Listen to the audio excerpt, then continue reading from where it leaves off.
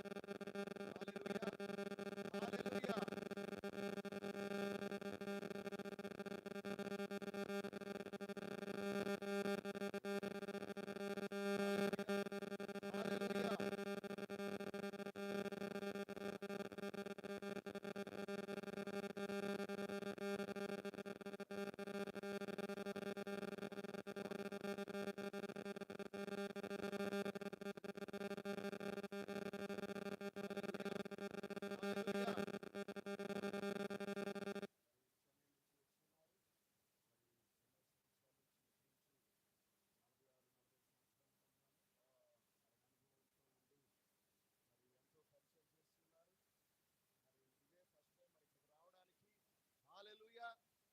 నిజంగా మరి వధువు ఎక్కడ ఉన్నదో ఖచ్చితంగా సేవకులు ఆ ప్రాంతానికి వెళ్ళి మరి వారి అనుభవాలు, వారు వారి యొక్క సాక్ష్యం అవ్వచ్చు, లేకపోతే వారి అనుభవాలు అవ్వచ్చు, వారు చేస్తున్న పరిచయం అవ్వచ్చు, ప్రతిదీ కూడా ఖచ్చితంగా అది వధువుకు ఉపయోగపడుతుంది. హల్లెలూయా. వధువుని సిద్ధపాటు చేస్తుంది. హల్లెలూయా. అందుకే ఈ కూడుకులు వధువు సిద్ధపాటు కూడుకులు అయి ఉన్నాయి. దేవుడికి మహిమ కలుగును గాక. మరి మరి వధువుని మరి మనం వధువా కాదండి. హల్లెలూయా. మనమందరం వధువు కాబట్టి మనల్ని సిద్ధపరచడానికి, మనల్ని బలపరచడానికి మరి సేవకుల్ని మరి అంత దూరం నుండి మరి ఇక్కడికి మన మధ్యలో తీసుకొని రావడం జరిగింది. మరి మంచి ప్రేమ వారికి అనుగ్రహించారు. దాన్ని బట్టి నేను సంతోషిస్తా ఉన్నాను. హల్లెలూయా. దేవుడికి మహిమ కలుగును గాక. అందుకని మరి సేవకుడు మరి నిలబడతా ఉన్నప్పుడు మీ మనసును, మీ హృదయంలో ప్రార్థించాలి. హల్లెలూయా. సేవకుని బలంగా వాడుకోండి అయ్యా, మీరు రంగం మీదకి రండి ప్రభువా, అభిషేకం కుమ్మరించండి ప్రభువా అని మరి మీ మనసులో ప్రార్థన చేసినప్పుడు ఖచ్చితంగా దేవుడు మనతో మాట్లాడతాడు. హల్లెలూయా. ఆశ గల ప్రాణాన్ని తృప్తిపరిచే దేవుడు మన దేవుడు. హల్లెలూయా. దేవుడికి మహిమ కలుగును గాక. హల్లెలూయా. అందుకని మరి సేవకులు ఈ విధంగా రావడం జరిగింది. మరి అలాగే మన మధ్యలో కృపారావు ఉన్నారు. చెప్పాలంటే మీకు తెలిసే ఉంటుంది, మన ఇద్దరు బావగారులే. ఏమో మా భార్య అయిన అన్నయ్య గారు, అలాగే మా చెల్లి యొక్క భర్త గారు, మరి వారి మధ్యలో ఈ విధంగా పంచుకొని ఇదే మొదటి సమయం అనుకుంటున్నాను. దేవుడికి మహిమ కలుగును గాక. హల్లెలూయా. హల్లెలూయా. మరి ఈ విధంగానే నేను పరిచర్య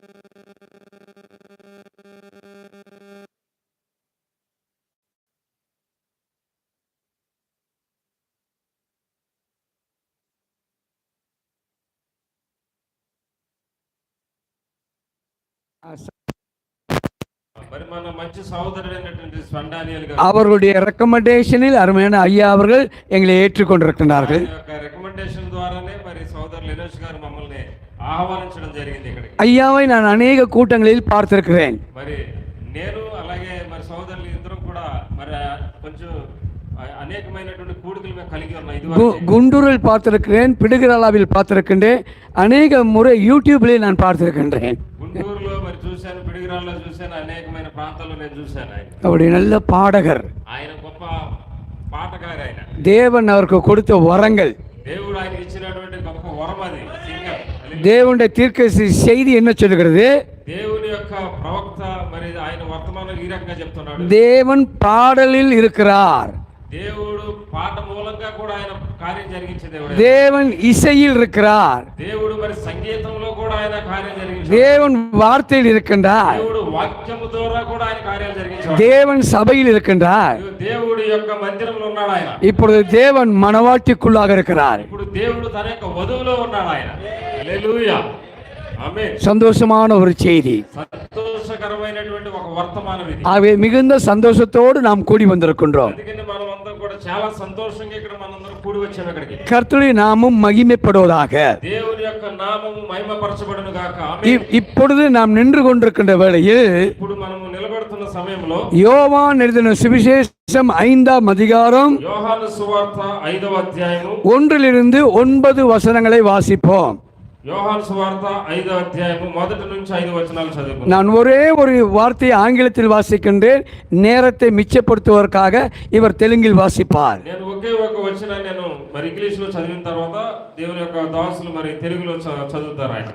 After this there was a feast of the Jews and Jesus went up to Jerusalem. అటు తరువాత యూదుల పండుగ ఒకటి వచ్చెను గనుక యేసు యెరూషలేమునకు వెళ్ళెను. యెరూషలేములో గొర్రెల ద్వారము దగ్గర హెబ్రీ భాషలో బెతస్దా అనబడిన ఒక కోనేరు కలదు. దానికి 5 మంటపములు కలవు. ఆయా సమయములకు దేవదూత కోనేటిలో దిగి నీళ్లు కదిలించుట కలదు.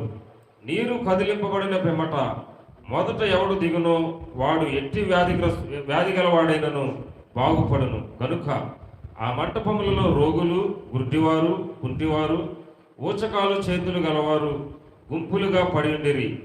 అక్కడ 38 ఏళ్ల నుండి వ్యాధి గల ఒక మనుష్యుడుండెను. up to 9. 9వ వచనం వరకు చదువుకున్నాను.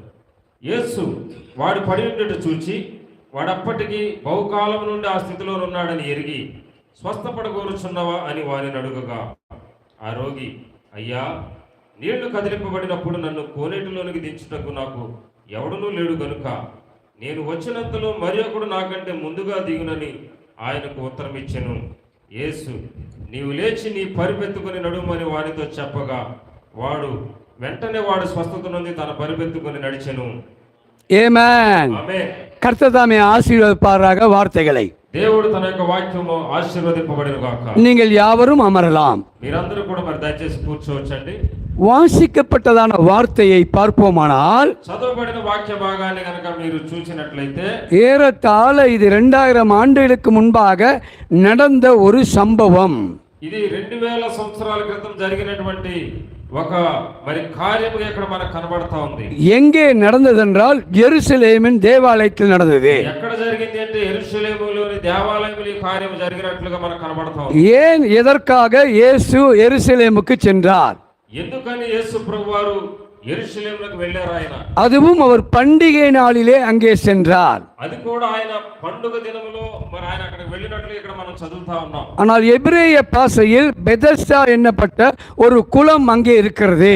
హెబ్రీ భాషలో బెతస్దా అనబడి ఉన్నటువంటి ఒక కోనేరు అక్కడ ఉన్నది. அதற்கு 5 மண்டபங்கள் உண்டு. దానికి 5 మంటపాలు అక్కడ ఉన్నాయి. அதிலே ஒரு வாசலை பார்க்கும்போது ஆட்டின் வாசல், ஆட்டு வாசல் என்று சொல்லப்படுகிறது. అది ఒక భాగాన్ని కనుక చూసినట్లయితే ఆ మంటపంలో అది గొర్రెల దొడ్డి ద్వారం అని అక్కడ వ్రాయబడి ఉంది. அங்கே அநேகர் உட்கார்ந்து இருக்கின்றார்கள். అక్కడ అనేక మంది మరి జనాలు అక్కడ కూర్చుని ఉన్నారు. சப்பானிகள் உட்கார்ந்து இருக்கின்றார்கள். మరి చాలా మంది అక్కడ కూర్చున్నారు. குஷ்டரோகிகள் உட்கார்ந்து இருக்கின்றார்கள். అక్కడ కూర్చున్నారు. வியாதி உள்ளவர்கள் உட்கார்ந்து இருக்கின்றார்கள். కలిగినటువంటి వారు అక్కడ కూర్చున్నారు. குருடர்கள் உட்கார்ந்து கொண்டிருக்கின்றார்கள். అక్కడ కూర్చున్నారు. ஏன் அவர்கள் அங்கே கூடியிருந்தார்கள் என்றால் ఎందుకని వారు అక్కడ కూడుకొని ఉన్నారు అంటే அந்த குலத்துக்கு பெயர் சுகமளிக்கத்தக்கதான குலம் என்று பெயர். అక్కడ ఉన్నటువంటి ఆ కోనేరు పేరు స్వస్థపరచుట అనేటువంటి పేరు కలిగినటువంటి కోనేరు అది. அதை குறித்து 7ஆம் தூதன் என்ன சொல்லுகின்றார்? దాని గురించి 7వ దూత అయినటువంటి ప్రవక్త మరి ఏం చేశాడంటే சுகமளிப்பதற்கு ஒரு வழி உண்டு. స్వస్థత పొందుకోవడానికి ఒక ద్వారము కలదు అని చెప్పి ఆయన బోధించాడు. அநேக வழிகளை தேவன் வைத்திருந்தாலும் అనేక ద్వారాలను మార్గాలను దేవుడు పెట్టినప్పటికీ சுகமாக்குவது என்பதற்கான ஒரு வழியை வைத்தார். స్వస్థపరచడానికి కూడా ఒక మార్గాన్ని దేవుడు పెట్టాడు. அங்கே ஒரு குளத்தையும் தேவநாயகத்தில் ஏற்பாடு செய்கின்றார். అక్కడ దేవుడు ఒక కొలను ఆయన ఏర్పాటు చేశాడు. அதற்கு யாரை உபயோகிக்கிறார்? దానికి మరి ఎవరు అక్కడ ఉన్నారు? ஒரு தூதனை அனுப்புகின்றார். ఒక దూతను ఆయనే అక్కడికి పంపిస్తా ఉన్నాడు. தூதர்கள் யார்? దూతలు ఎవరు? தேவனுக்கு பணிவிடை செய்கிற வேலையாட்கள். దేవుని యొక్క పనిని జరిగించేటటువంటి పనివారై ఉన్నారు దేవదూతలు. அது ஒரு முறைதான் அந்த தூதன் அங்கே வருவான். ఆయన మరి ఒక మారి అక్కడికి వస్తా ఉంటాడు. அவன் வந்து அந்த தண்ணீரை கலக்கும் பொழுது వచ్చి మరి ఆ నీటిని కదిలించినప్పుడు யார் முதலாவது இறங்குகிறார்களோ ఎవరైతే మొట్టమొదటిసారిగా కోనేటిలో దిగుతారో அவர்கள் சுகம் பெறுவார்கள். వారు స్వస్థత పొందుకుంటారు. ஆங்கிலத்திலே நாம் சொல்வோம் என்றால் ఇంగ్లీష్ లో మనం చదివినట్లయితే God's provided way for healing. దేవుడు స్వస్థపరచడానికి ఏర్పాటు చేసినటువంటి మార్గమైనది. ஆகவே அங்கே கூடியிருப்பவர்கள் என்ன செய்வார்கள்? అందుకని అక్కడ కూడినటువంటి జనాలు ఏం చేస్తారు అంటే சுகம் பெறுவதற்காக ஆர்வத்தோடு காத்திருப்பார்கள். స్వస్థత పొందుకోవడానికి ఆశతోటి మరి వారు ఎదురు చూస్తూ ఉంటారు. అక్కడ அக்கறையோடு உட்கார்ந்திருப்பார்கள். మరి ఎంత కోరికతోటి వారు అక్కడ కూర్చుంటారు స్వస్థత పొందుకోవాలి. எதிர்பார்ப்போடு உட்கார்ந்திருப்பார்கள். గొప్ప ఎదురు చూపుతోటి వారు అక్కడ కూడుకొని ఉంటారు. அவன் விடிய விடிய எப்பொழுது வருவான் என்று உறங்காமல் தூங்காமல் நித்திரை செய்யாமல் காத்திருப்பார்கள். ఈ సమయంలో దూత వచ్చి ఆ నీటిని కదిలించదు అని చెప్పిన వారు నిద్ర లేకుండా మరి ఎవరు పండుకోకుండా కంటి మీద కునుకు లేకుండా వారు అక్కడ మరి అలా కాచుకొని కూర్చుంటారు. அந்த தூதன் எப்பொழுது அங்கே வருவானோ என்று யாருக்குமே தெரியாது. ఆ దూత అక్కడికి ఎప్పుడు దిగి వస్తాడో ఎవరికి కూడా తెలియదు. ஆகவே இவர்கள் எதிர்பார்த்து கொண்டே இருப்பார்கள். అయితే మీరు ఎల్లప్పుడూ కూడా ఎదురు చూపుతూనే వారు అక్కడ కూర్చుని ఉంటారు. ஏனென்றால் தேவன் சுகமாகுதலுக்காக ஒரு வழியை வைத்தார். ఎందుకంటే స్వస్థపరచడానికి దేవుడు ఒక మార్గాన్ని అక్కడ పెట్టి ఉన్నాడు. இதிலிருந்து நாம் என்ன புரிகிறோம் என்றால் దీనిలో నుంచి మనం ఏం పట్టుకోవాలి అంటే இயேசு கிறிஸ்து சர்வ வியாதிகளையும் சுகமாக்குறவர். యేసు ప్రభువారు సర్వ రోగములన్నిటినీ కూడా నివారణ చేయగలడానికి సమర్థుడై ఉన్నాడు. அவர் நேரடியாக சுகமாக்குறவர். ఆయన సూటిగా నిన్ను స్వస్థపరచగలడు. அப்படி ஒரு வழி இருந்தாலும் ఇలాగ ఒక మార్గం ఉన్నప్పటికీ ஒரு தூதனை அனுப்புகிறார். ఒక దూతను ఆయన పంపిస్తా ఉన్నాడు. ఆయన నేరుగా నిన్ను స్వస్థపరచగలడు. అయినప్పటికీ ఒక దూతను ఆయన పంపిస్తా ఉన్నాడు. Doctor is a chief doctor Jesus. ఆ యొక్క మన గొప్ప డాక్టర్ అయినటువంటి యేసు ప్రభువారు இந்த தூதனும் கூட ஒரு சின்ன டாக்டராகத்தான் இருக்கின்றான். దూతలను కూడా ఒక చిన్న డాక్టర్ గా చిన్న వైద్యుడిగా ఏం చేస్తున్నాడంటే పంపిస్తా ఉన్నారు. like a compounder. వారు ఏం చేస్తున్నారు? కాంపౌండర్ లాగా మరి ఆ రీతిగా கம்பவுண்டர் என்ன செய்வான்? కాంపౌండర్ ఏం చేస్తారు? கொஞ்சம் பவுடர் எடுத்து தண்ணியில ஊற்றி கலக்கி கொடுப்பான். మరి పౌడర్ ఇంజెక్షన్ లో పౌడర్ తీసుకుని మరి దానంతా కూడా ఇంజెక్షన్ అందరికి ఎక్కించి ఊపి మరి డాక్టర్కి ఇస్తాడు ఆయన. அப்படின்னா இந்த தூதனுக்கு நம்ம என்ன பேர் கொடுக்கலாம்? అప్పుడు అలాగైతే ఈ దూతకి మనం ఏం పేరు పెడదాం? Compounder angel. Compounder Angel, compounder దేవదూత. அல்லேலூயா, அல்லேலூயா. ஆனால் சகோதரர்கள் சகோதரிகள் வியாதியுள்ளவர் என்ன செய்வார்கள்? అయితే ప్రియ సహోదరి సహోదరులారా, వ్యాధి కలిగినటువంటి వారు ఏం చేస్తారు అంటే அவருடைய எதிர்பார்ப்பு தான் மேலானது. వారి యొక్క ఎదురు చూపు స్వస్థత పొందుకోవడానికి అది చాలా మరి ఉన్నతమైన ఎదురు చూపు వారు కలిగి ఉంటారు. இயேசு கிறிஸ்து యేసు ప్రభువు 80% தெய்வீக சுகமளித்தலை உடையவர். 80% దైవిక స్వస్థత ఆయన కలిగించగలరు. ఆయన 10% இருதயத்தின் ரகசியங்களை பகுத்தறிகிறவர்.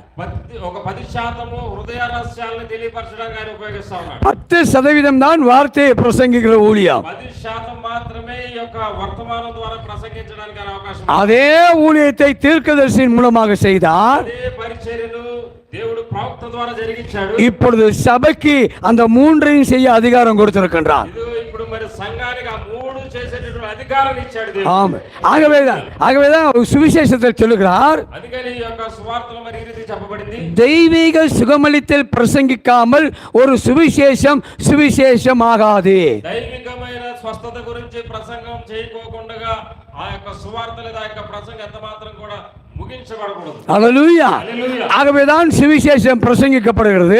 అందుకనే మరి ఈ యొక్క మరి సువార్త మరి వర్తమానం ప్రకటించబడతా ఉంది. தெய்வீக சுகமளித்தல் பிரசங்கிக்கப்படுகின்றது. దైవిక స్వస్థత గురించి ఇక్కడ ప్రసంగం చేస్తా ఉన్నాం. ஒவ்வொரு ஞாயிறு நாளிலும் ஊழிய காலத்திலே சுகம் பெறுவதற்காக வியாதிஸ்தர் வந்து ஜெபிக்கிறீர்கள். ఒక్కొక్క ఆదివారము మరి దేవుని యొక్క దాసులు స్వస్థత పొందుకోవడానికి ఆయన ఇక్కడ మరి ప్రార్థన చేస్తా ఉన్నారు. நிச்சயமா விசுவாசிகளாகிய நீங்கள் விசுவாசிப்பீர்கள் என்றால், నిశ్చయంగా విశ్వాసులైనటువంటి మీరు విశ్వాసంతో మీరు విశ్వసించి ఇక్కడికి వచ్చినట్లయితే இயேசு கிறிஸ்துவில் இருந்த தெய்வீக சுகமளித்தல், యేసు ప్రభువారి ద్వారా ఏ రకంగా దైవికమైనటువంటి స్వస్థత వచ్చిందో, தீர்க்கதரிசிக்குள் இருந்த தெய்வீக சுகமளித்தல் ప్రవక్తలో ఉన్నటువంటి దైవికమైనటువంటి స్వస్థత நம்முடைய ஊழியக்காரருக்குள்ளும் இருக்கிறதை நாம் விசுவாசிக்க మన வேண்டும். యొక్క కాపరి ద్వారా కూడా ఆ రకమైనటువంటి స్వస్థతను దేవుడు జరిగించగలడు. ఆయన இரண்டாம் பகுதியை பார்க்கின்றோம். రెండో పక్కన మనం చూద్దాం, தெய்வீக சுகமளித்தல் என்பது என்ன?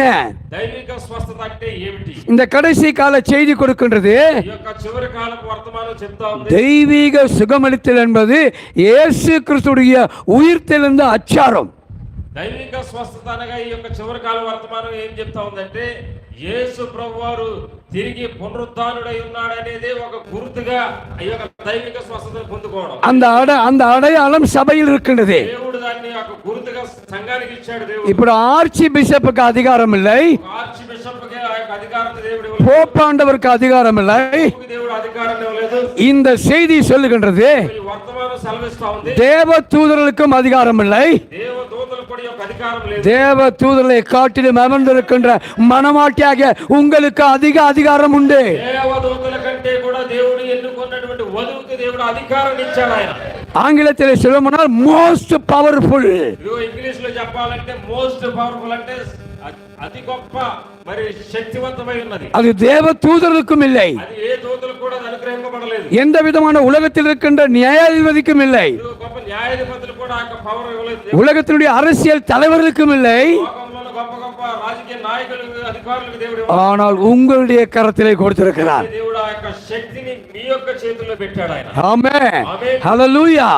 ஆனால் இயேசு கிறிஸ்துவானவர் అయితే యేసు ప్రభువారు தன்னுடைய வேலைக்காரர்களாகிய பணிவிடை செய்யும் ஆவியாகிய தூதனை அனுப்புகிறார். ఇదిగో తన యొక్క మరి పరిచారం చేయడానికి తన యొక్క పరిచారణ కొరకు దేవుడు తన యొక్క దేవదూతలను పంపిస్తా ఉన్నాడు. அவர் யார் முதலாவது குலத்தில் அவருக்கு ஒருவருக்கு தான் அவன் சுகம் கிடைக்கும். ఇదిగో మరి ఆయన వచ్చి ఎప్పుడైతే కదిలిస్తాడో ఒక్కరికి మాత్రమే మరి స్వస్థత పొందుకుంటారు. பட் இயேசு கிறிஸ்து வந்த பொழுது అయితే యేసు ప్రభువారు వచ్చినప్పుడు திரளான ஜனங்கள் தெய்வீக சுகத்தை பெற்றார்கள். అనేక మంది దైవిక స్వస్థతను పొందుకున్నారు వారు. ஆமென். ఆమేన్. ஆனால் இந்த 38 ஆண்டுகளாக இருக்கின்றவன் అయితే ఈ 38 సంవత్సరాల నుంచి అక్కడ కూర్చున్నటువంటి వ్యక్తి அவன் பொறுமையோடு காத்திருக்கிறான், ఇదిగో అతను ఓపికతోటి అక్కడ మరి ఎదురు చూస్తా ఉన్నాడు. ஆவலோடு காத்திருக்கிறான், ఇదిగో మరి ఆశతోటి ఎదురు చూస్తా ఉన్నాడు. எதிர்பார்த்து காத்து கொண்டிருக்கின்றான். మరి ఎదురు చూస్తూ ఆయన అక్కడ మరి వేచి ఉన్నాడు ఆయన. இன்னைக்கும் போயிருச்சு, ఈ రోజు కూడా అయిపోయింది. நாளைக்கு రేపు நாளைக்குன்னு எதிர்பார்க்கிறான், రేపు గురించి ఎదురు நாளைக்கும் நடக்கவில்லை. రేపు కూడా జరగట్లేదు. 38 ஆண்டுகள் ఈ రకంగా 38 సంవత్సరాలు இந்த வேதாகமத்திலே அதிகமான நாட்கள் வியாதியா இருந்தவன். ఇదిగో ఈ యొక్క పరిశుద్ధ గ్రంథంలో అధికమైనటువంటి సంవత్సరాలు వ్యాధి కలిగి ఉన్నటువంటి వ్యక్తిగా ఉన్నాడు ఆయన. ஆனால் பண்டிகையினாலே இயேசு வருகின்றார். అదే పండుగలో యేసు ప్రభువారు వస్తారు. எருசலேமின் தேவாலயத்தை சுற்றி வருகிறார். యెరూషలేము దేవాలయమును చుట్టూ తిరుగుతూ వస్తా ఉన్నాడు ఆయన. அங்கே சுகமாக்குகிறதான பெதஸ்தா குளத்தை பார்க்கின்றார். అక్కడ మరి స్వస్థత అనేటువంటి ఆ కోనేరుని బెతస్థానబడిన కోనేరుని చూసినప్పుడు ஒரு வாசல் ஆட்டு வாசல் என்று சொல்லுகின்றது. ఒక ద్వారం అక్కడ గొర్రెల దొడ్డి ద్వారం అని అక్కడ వ్రాయబడి. ஆனால் எருசலேமின் ఆలయத்திலே యెరూషలేము యొక్క మందిరములో மீன் வாசல் உண்டு, అది చేపలు చేపలు అనేటువంటి పేరు కలిగిన ద్వారం కూడా ఉంది అక్కడ. అండ్ హోర్స్ గేట్ ఉండు, అక్కడ హోస్ట్ అనేటువంటి గేట్ కూడా ద్వారం కూడా ఉంది అక్కడ. ఏమే ఆమేన్. మేమే నేరో గేట్ ఇస్ దేర్, ఇదిగో మరి ఇరుకు ద్వారం కూడా అక్కడ ఉంది. man so many gates are there, ఇదిగో మరి రకరకాలైనటువంటి ద్వారాలు అక్కడ ఉన్నాయి. but he is entering into the sheep gate. ఇదిగో ఆయన మరి ఆయన ఎక్కడ ప్రవేశిస్తా ఉన్నాడంటే గొర్రెల ద్వారం ఆయన ప్రవేశిస్తా ఉన్నాడు. அந்த ஆட்டு வாசல் போன பொழுது இவருடைய கண் அந்த வியாதியஸ்தன் மேல் சென்றது. ఇదిగో మరి ఆ గొర్రెల ద్వారం ఆయన ప్రవేశించినప్పుడు ఆయన యొక్క చూపు ఎక్కడ పడిందంటే వ్యాధిగ్రస్తుల మీద పడింది. உங்களையும் அதே கண் பார்த்து கொண்டிருக்கிறது. మిమ్మల్ని కూడా ఆ దినాన్ని చూసినటువంటి కన్ను ఈ దినాన్ని మిమ్మల్ని కూడా చూస్తా ఉంది. கரிசனையுள்ளவர், ఇదిగో రాస్యాలు ఎరిగినటువంటి దేవుడు, இரக்கமுள்ள தேவன், ఇదిగో కృప కలిగినటువంటి దేవుడు. அத்தனை வியாதியஸ்தர்களே ஒரே ஒருவன் மீதாக இவர் கண் படுகின்றது. కొంతమంది వ్యాధిగ్రస్తుల్లో కూడా ఒకే ఒక వ్యక్తి మీద ఆయన చూపు పడింది. செய்தி சொல்லுகிறது, వర్తమానం సెలవిస్తుంది, இயேசுவை நோக்கி பார். యేసు వైపు చూడు. இப்ப நம்முடைய செய்தி என்ன? ఇదిగో మన యొక్క వర్తమానం ఏంటి? இயேசு உன்னை நோக்கி பார்க்கிறார். ఇదిగో యేసు నిన్ను నీ వైపు చూస్తా ఉన్నాడు. நீர் எப்படிப்பட்டவர் என்று பார்க்கிறார். ఇదిగో నీవు ఎలాంటి వాడవో ఆయన చూస్తా ఉన్నాడు. பார்த்துவிட்டு அவர் சும்மா இருக்கவில்லை, ఇదిగో చూసి ఆయన ఊరికే ఉండేవాడు కాదు. அவர் நடந்து செல்லுகிறார். ఆయన మెల్లగా నడిచి వస్తా ఉన్నాడు. அவர் ఉடனே திரும்பி பார்த்து, ఆయన వెంటనే తిరిగి చూసి హల్లెలూయా, உனக்கு என்ன வேண்டும்? ఇదిగో నీకేం కావాలని நீ అడుగుతాడు. சுகமாக விரும்புகிறாயா? ఇదిగో నీవు స్వస్థత పొందగోరుచున్నావా అని అడుగుతాడు ఆయన. உனக்கு என்ன வேண்டும் என்பதற்கு பதிலளிக்கவில்லை. ఇదిగో నీకేం కావాలని చెప్పని ఆయన మరి అడగలేదు. உனக்கு நான் என்ன செய்ய வேண்டும் என்பதற்கும் பதிலளிக்கவில்லை. ఇదిగో నీకేం చేయాలని చెప్పండి అని కూడా ఆయన అడగలేదు. நீ சுகமாக விரும்புகிறாய் என்பதற்கும் பதில் சொல்லவில்லை. ఇదిగో నీవు స్వస్థత పొందగోరుచున్నావా అనే దానికి కూడా అక్కడ వ్యక్తి బదిలవలేదు. கேள்வி சரியான கேள்வியா இருந்தால் பதிலும் சரியானது வர வேண்டும். మరి ప్రశ్న కరెక్ట్ గా మరి అడిగినప్పుడు దాని జవాబు కూడా మరి కరెక్ట్ గా ఆన్సర్ కూడా అవుతుంది. நன்றாக படித்தால் புரியும். హల్లెలూయా. ఇదిగో మంచిగా చదివినట్లయితే అది ఏంటి అనేది మనకు అర్థమవుతుంది. ஆனா இவன் என்ன சொல்லுகின்றான்? ఈ వ్యక్తి ఏం చేస్తాడు? ஐயா, என்னை தூக்கி கொண்டு அங்கே குளத்துல போறதுக்கு ஒருவருமே இல்லை. అయితే దేవుడు అడిగినప్పుడు ఆయన ఏం సెలవిస్తా ఉన్నాడు అని జవాబు చెప్తా ఉన్నాడు. అయ్యా, ఆ కొలంలోనికి నన్ను తీసుకుని వెళ్ళడానికి ఎవరు నాకు సహాయపడేవారు లేరంటా ఉన్నాడు. హల్లెలూయా. హల్లెలూయా.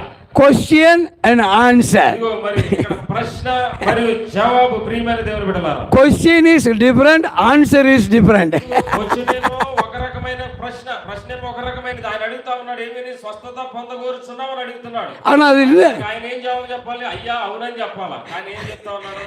నన్ను తీసుకుని వెళ్ళడానికి ఎవరు లేరంటా ఉన్నాడు. ప్రశ్న వేరు, అడిగిన ప్రశ్న వేరు, జవాబు వచ్చేది వేరే ఉంది అక్కడ. அப்பொழுது இயேசுவானவர் என்ன செய்தார்? అయితే యేసు ప్రభువారు ఏం உன் చేస్తాడు? படுக்கையை எடுத்துக்கொண்டு போ.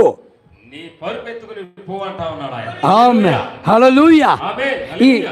இந்த செய்திக்கு தீர்க்கதரிசி என்ன தலையங்கம் கொடுக்கிறார் என்றால், ఈ యొక్క మరి వర్తమానానికి ఈ యొక్క భాగానికి ప్రవక్త ఏం పేరు పెడతా ఉన్నాడు? led by spirit of God. Led by spirit of God అంటే దేవుని ఆత్మ చేత నడిపింపబడుట అనేటువంటి టైటిల్ ని ప్రవక్త పెడతా ఉన్నాడు. ஆமென். இந்த செய்தியை 1959 ஆண்டிலே கொடுக்கின்றார். ఇదిగో 1951లో మరి యొక్క వర్తమానాన్ని ఆయన ప్రసంగించారు. ஏன் இதை நாம் சொல்லுகிறோம் என்றால், ఎందుకని మరి దీన్ని మనం బోధిస్తా ఉన్నామంటే, செய்திகளை கேட்டால் விசுவாசம் கேள்வியினாலே வரும். ఇదిగో మనం ఈ యొక్క వర్తమానం విన్నప్పుడు వినుట ద్వారా విశ్వాసం కలుగుతుంది. ஒருவேளை செய்தியை அமர்ந்து கொண்டு கேட்கலாம், ఇది ఒకవేళ ఒకవేళ మీరు మరి కూర్చొని ఒక వర్తమానం వింటా ఉండొచ్చు. எங்கோ உன்னுடைய சகோதரனுக்கோ சகோதரிக்கோ நண்பனுக்கோ உறவினருக்கோ ஒரு சுகம் தேவையாக இருக்கலாம். ఇదిగో మరి మీరు ఇక్కడ కూర్చొని వింటా ఉన్నప్పుడే మీ సహోదరులకు మీ స్నేహితులకు మీకు తెలిసినటువంటి ఎవరో ఒకరికి ఈ స్వస్థత మరి అవసరమై ఉన్నది. நீர் இங்கிருந்து கொண்டு அவர்களுக்காக ஜெபிப்பாயானால் మీరు ఇక్కడ కూర్చొని వారి కొరకు ప్రార్థించినట్లయితే அங்கே சுகம் உண்டாகும். అక్కడ స్వస్థత జరుగుతుంది ఖచ్చితంగా.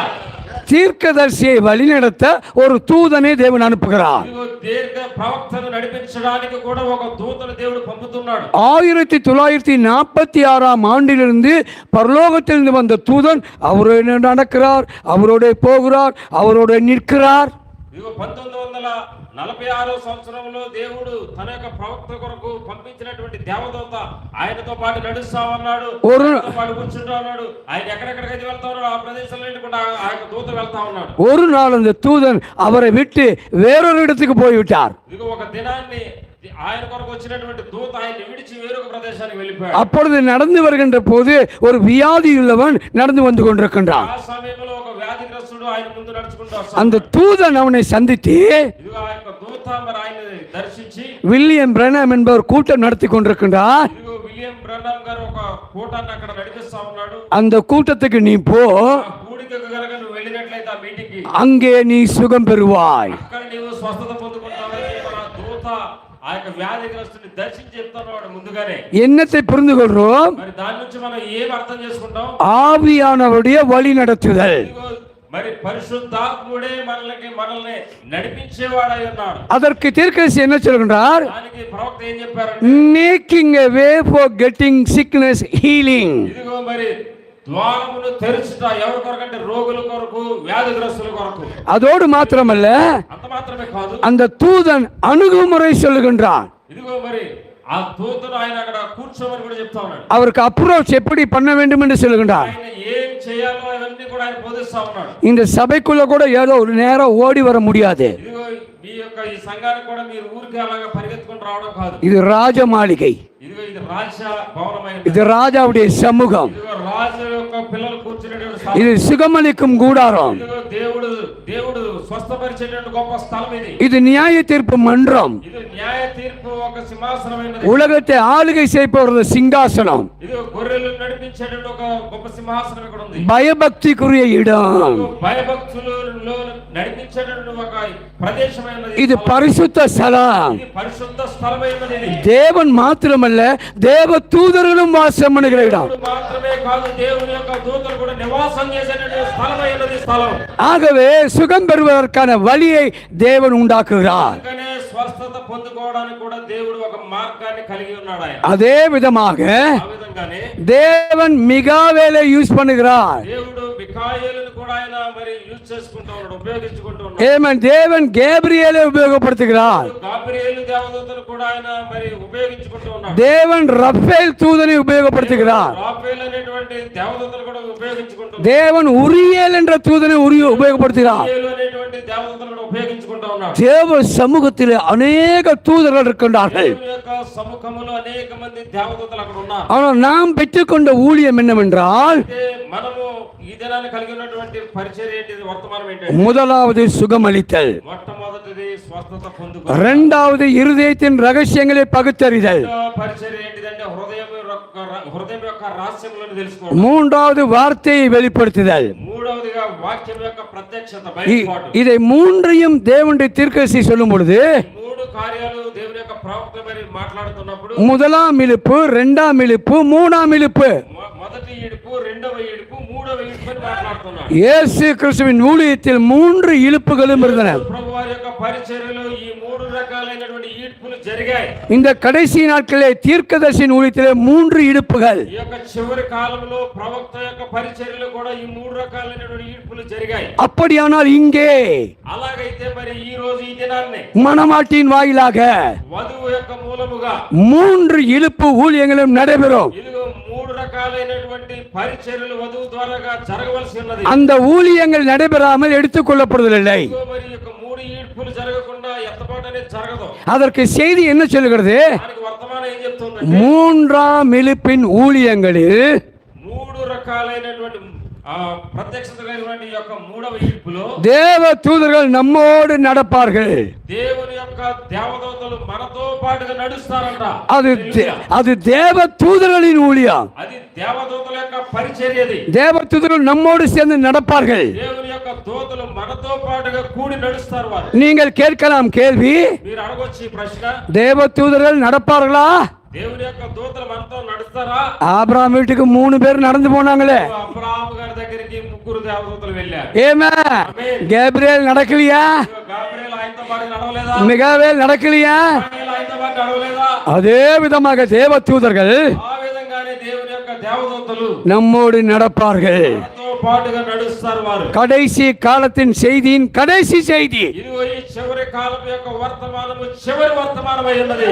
மூன்றாம் இழுப்பின் செய்தி. ఇదిగో మూడవ ఈడ్పు యొక్క వర్తమానము. தேவ தூதர்கள் நம்மோடு நடப்பார்கள். దేవుని యొక్క దూతలు మనతో పాటు నడుస్తారనేది మూడవ ఈడ్పు యొక్క వర్తమానమైనది. டிவியிலே மனுஷர்களை பார்ப்பதை போல பூமியில் உள்ள மக்கள் தேவ தூதர்களை பார்ப்பார்கள். ఇదిగో మరి దేవుడు యొక్క మనుషులను చూస్తా ఉన్నప్పుడు మనుషుల్లో ఉన్నటువంటి దేవదూతలు ఆయన చూస్తాడు. என்ன மகத்தான ஊழியம், ఎంత మహా గొప్ప పరిచర్య ఇది. என்ன மகிமையான செயல்கள், ఎంత మహిమ కలిగినటువంటి పరిచర్య, எந்த వల్లமை வெளிப்படும் ஊழியம். ఎంత గొప్ప శక్తి బయటపడేటటువంటి ఒక పరిచర్య.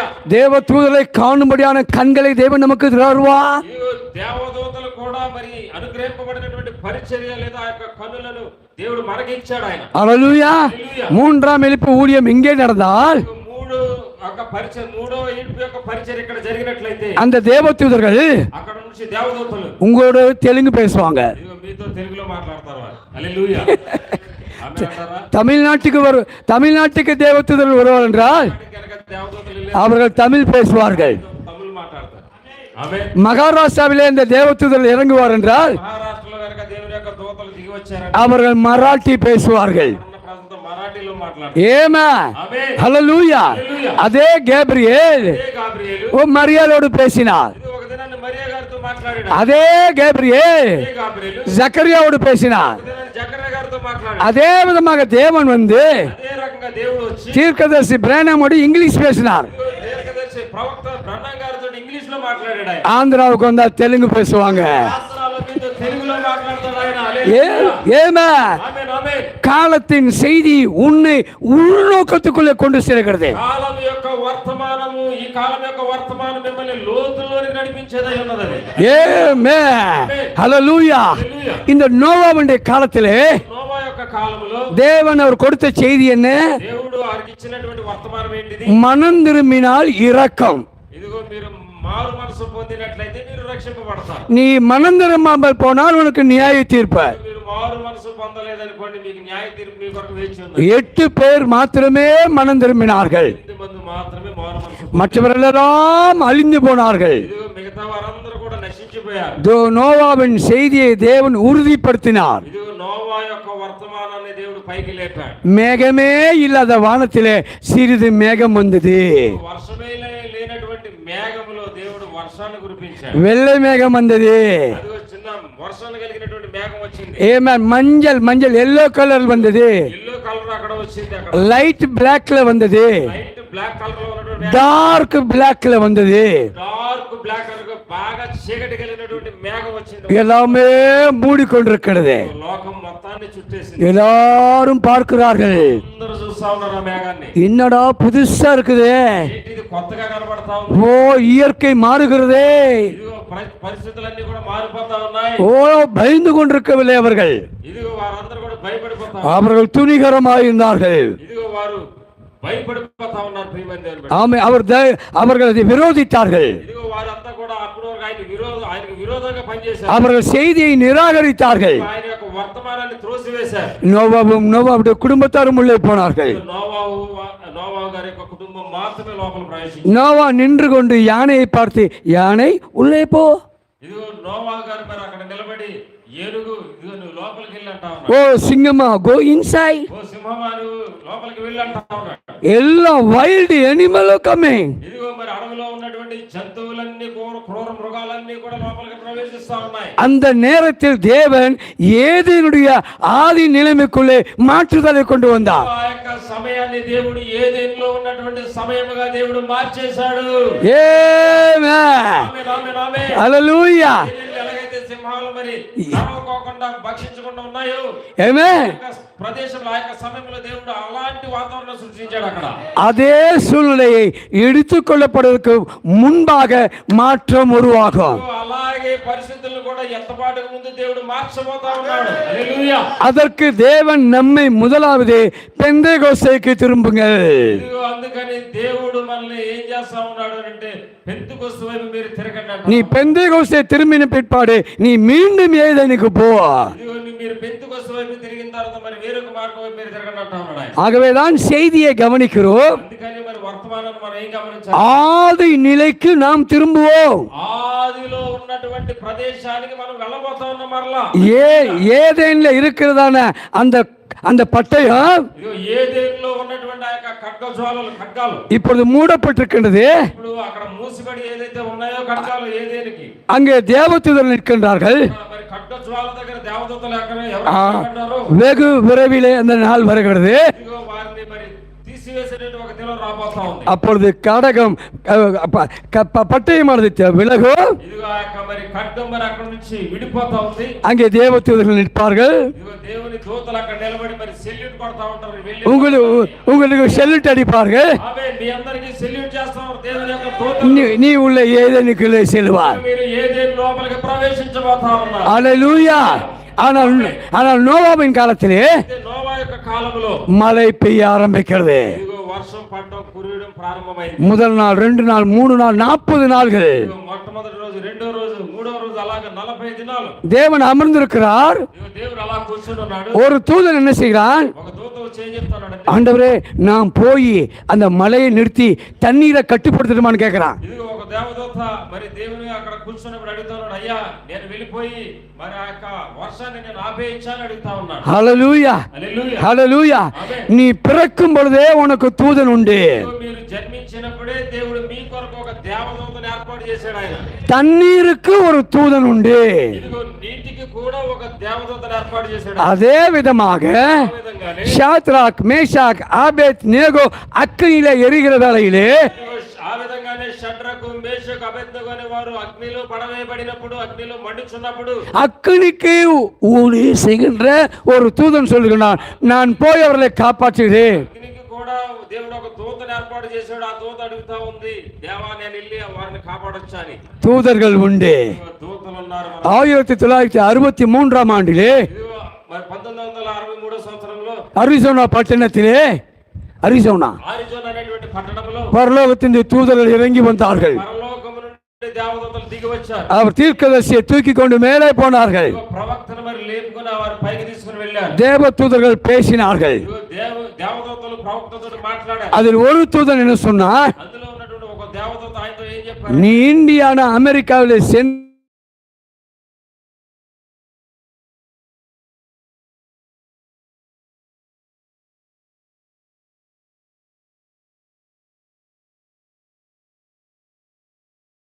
భాషలు ఉండే. ఒక్కొక్క దేశంలో రకరకాలైనటువంటి భాషలు ఉన్నాయి. இந்தியாவில் மாத்திரம் 600 భాషలు ఉండే. ఇదిగో ఇండియాలో మాత్రమే 600 భాషలు ఉన్నాయి.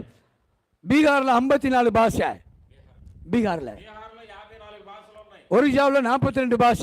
ఒరిస్సాలో 42 భాషలు. மத்திய பிரதேசத்தில் 60 భాష. ఇదిగో మధ్యప్రదేశ్లో 60 భాషలు ఉన్నాయి. இப்படி ஒவ்வொரு மாநிலத்திலும் பாஷைகள் இருக்கின்றன. ఇదిగో ఇలాగ ఒక్కొక్క రాష్ట్రంలో ఒక్కొక్క ప్రదేశంలో రకరకాలైనటువంటి భాషలు ఉన్నాయి. 6000 ஜாதிகள் இந்தியாவில் உண்டு. 6000 మంది జాతులు ఇండియాలో నివసిస్తా ఉన్నారు. பட் எந்த தூதன் யாரிடத்தில் வருகின்றானோ ఇదిగో మరి ఏ దూత మరి ఎవరి దగ్గరికైనా వచ్చినట్టు அவர்களுக்கு தெரிஞ்ச பாஷையில் தான் பேசுவார். వారికి తెలిసినటువంటి భాషలోనే ఆ దేవదూత మాట్లాడతారు. ஏமா ஆனால் இன்றைக்கு உலகம் என்ன செய்கிறது? ఈ దినాన్ని మరి లోకం ఏం చేస్తా ఉందంటే நியூக்ளியர் பாம் న్యూక్లియర్ బాంబును మరి లోకం తయారు చేసుకుంటా ఉంది. அமெரிக்கா சொல்கிறான் என்னிடத்துல உண்டு. అమెరికా చెప్తుంది నా దగ్గర ఉంది న్యూక్లియర్ బాంబు, பாகிஸ்தான் నా దగ్గర ఉందంటా ఉంది. பாகிஸ்தான்காரன் என்கிட்ட இருக்கின்றான். పాకిస్తాన్ చెప్తా ఉన్నారు మా దగ్గర అణు బాంబు ఉందంట. ரஷ்யாக்காரன் என்கிட்ட இருக்கின்றான். రష్యా అంటా ఉంది మా దగ్గర అణు బాంబు. எல்லாரும் போட்டி போட்டுட்டு இருக்காங்க. వీళ్ళందరూ కూడా ఒకరికొకరు పోటీ పడతా ఉన్నారు. ஆனா என்ன சொல்றான்? అయితే మరి ఏం అమెరికా நான் போய் போடுவேன்றான். ఇదిగో వారందరూ ఏం చెప్తారు, అమెరికా మీద మేము వేస్తాం. நீ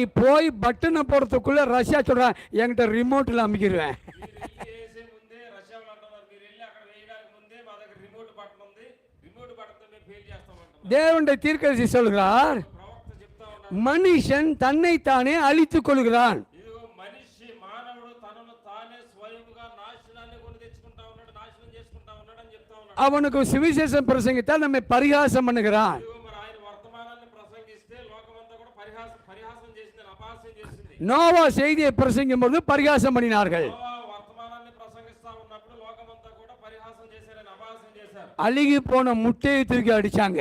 ఇదిగో మరి ఆయన పాతబడిపోయినటువంటి గుడ్లతో ఆయన కొట్టారు. அழுகி போன டொமேட்டோவை தூக்கி வீசினாங்க. మరి పులిసిపోయినటువంటి టమాటాలు తీసుకుని కొట్టారు ఆయన్ని. அட எல்லாரும் என்ன சொன்னாங்க? అయితే ఆయన ఏం చెప్పారు, இஸ் a mad fellow.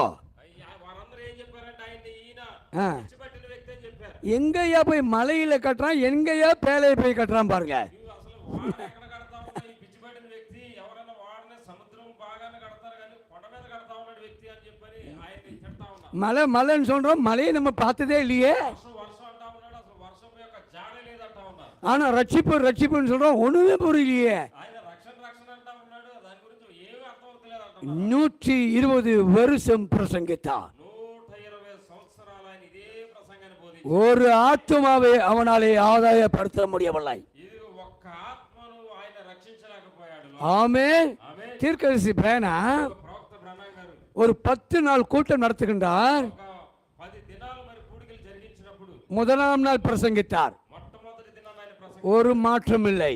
ఏ మాత్రం మార్పు లేదు. ரெண்டாவது நாள் அதே பிரசங்கித்தார். రెండవ దినాన్ని, கேட்கணும். ఆరో దినాన్ని ఏం ప్రసంగించబోతా ఉన్నారు మీరు? உங்களுடைய சிந்தனைக்கு கொண்டு வருகின்றேன். ఇదిగో మీ యొక్క ఆలోచన తీసుకుని, தீர்க்கதரிசியின் செய்தியை உங்களுடைய சிந்தனைக்கு கொண்டு வருகின்றேன். ఇదిగో మీ యొక్క ఆలోచన తీసుకుని పోయి వర్తమానంలో పెట్టండి. ஆனால் நோவாவை பாருங்கள், ఇదిగో అయితే నోవాని చూడండి, ஒரே செய்தியை 120 வருஷம் ఒక్క వర్తమానాన్ని తీసుకుని వెళ్ళి 120 సంవత్సరాలు ఆయన அவர்கள் அதை புரிந்து கொள்ள முடியவில்லை. వారు ఆయన అర్థం చేసుకోలేకపోయారు. அவனுடைய காலம் எப்படிப்பட்ட காலம்? ఇదిగో ఆయన యొక్క కాలం ఎలాంటి కాలమైనది? சயின்டிஸ்ட் வளர்ந்த காலம், ఇదిగో సైంటిస్టులు మరి భూలోకం సైంటిస్టులు కలిగి ఉన్నటువంటి కాలం అది. அறிவு பெருத்த காலம். ఇదిగో జ్ఞానము కలిగినటువంటి కాలం అది. இப்ப ரீசெண்டா என்ன தெரியுமா படிப்பு வந்திருக்கு? ఇప్పుడు రీసెంట్ గా ఏం చదువు వచ్చింది తెలుసా? కొత్తగా bachelor of technology under artificial intelligence. ఇప్పుడు కొత్తగా మరి చదువుకోవడానికి ఏం కోర్స్ వచ్చిందో తెలుసా? BTech, bachelor of technology in AI, artificial intelligence. பிஇக்கு வேல்யூ இல்ல, ఇదిగో మరి ఇంకెవరికి కూడా పని లేదు, எம்இக்கு வேல்யூ இல்ல. పని లేదు. MBA நீ ஏஐ படிச்சிருந்தா தான் உனக்கு வேலை. ఎవరైతే చదువుతారో ఆర్టిఫిషియల్ ఇంటెలిజెన్స్ వారికి మాత్రమే జాబ్. இன்னைக்கு ஆயகார் தமிழ்நாடு சென்னைக்கு போய் வந்திருக்காரு. ఇదిగో మరి నేను తమిళనాడు చెన్నైకి వెళ్ళి వచ్చాను. ஒருத்தருக்கு அட்மிஷன் போட்டிருக்காங்க. ఇదిగో ఒక వ్యక్తికి అడ్మిషన్ వేయడానికి వెళ్ళి, என்ன படிப்பு தெரியுங்களா? ఏమి మరి చదువు గురించి తెలుసా మీకు? மெக்ட்ரானிக் இஸ் மெக்ட்ரானிக் మెకట్రానిక్, மெக்கட்ரானிக் அது வந்து இயந்திர மனிதனை குறித்து படிப்பு. మెకానికల్ విత్ ఎలక్ట్రానిక్స్, అంటే మెకానికల్ ఎలక్ట్రానిక్స్ కాంబినేషన్. అందులో స్పెషలైజేషన్ ఏంటిదంటే ఏఐ, రోబోటిక్స్. ஏன் ఏంటి? எதற்காக ఎందుకని? ஏன் தயார் செய்கின்றார்கள்? ఎందుకని ఈ ప్రయాసం? நாளைக்கு ஆயக்காரர் என்னையெல்லாம் தள்ளிடுவாங்க. ఇగో రేపొద్దున అయ్యగారిని కూడా పక్క పెట్టేసి இங்க ரோபோட்டிக் வந்து பிரசங்கம் பண்ண, రోబో నిలబడి ప్రసంగం చేస్తారు రేపటి దినాలు.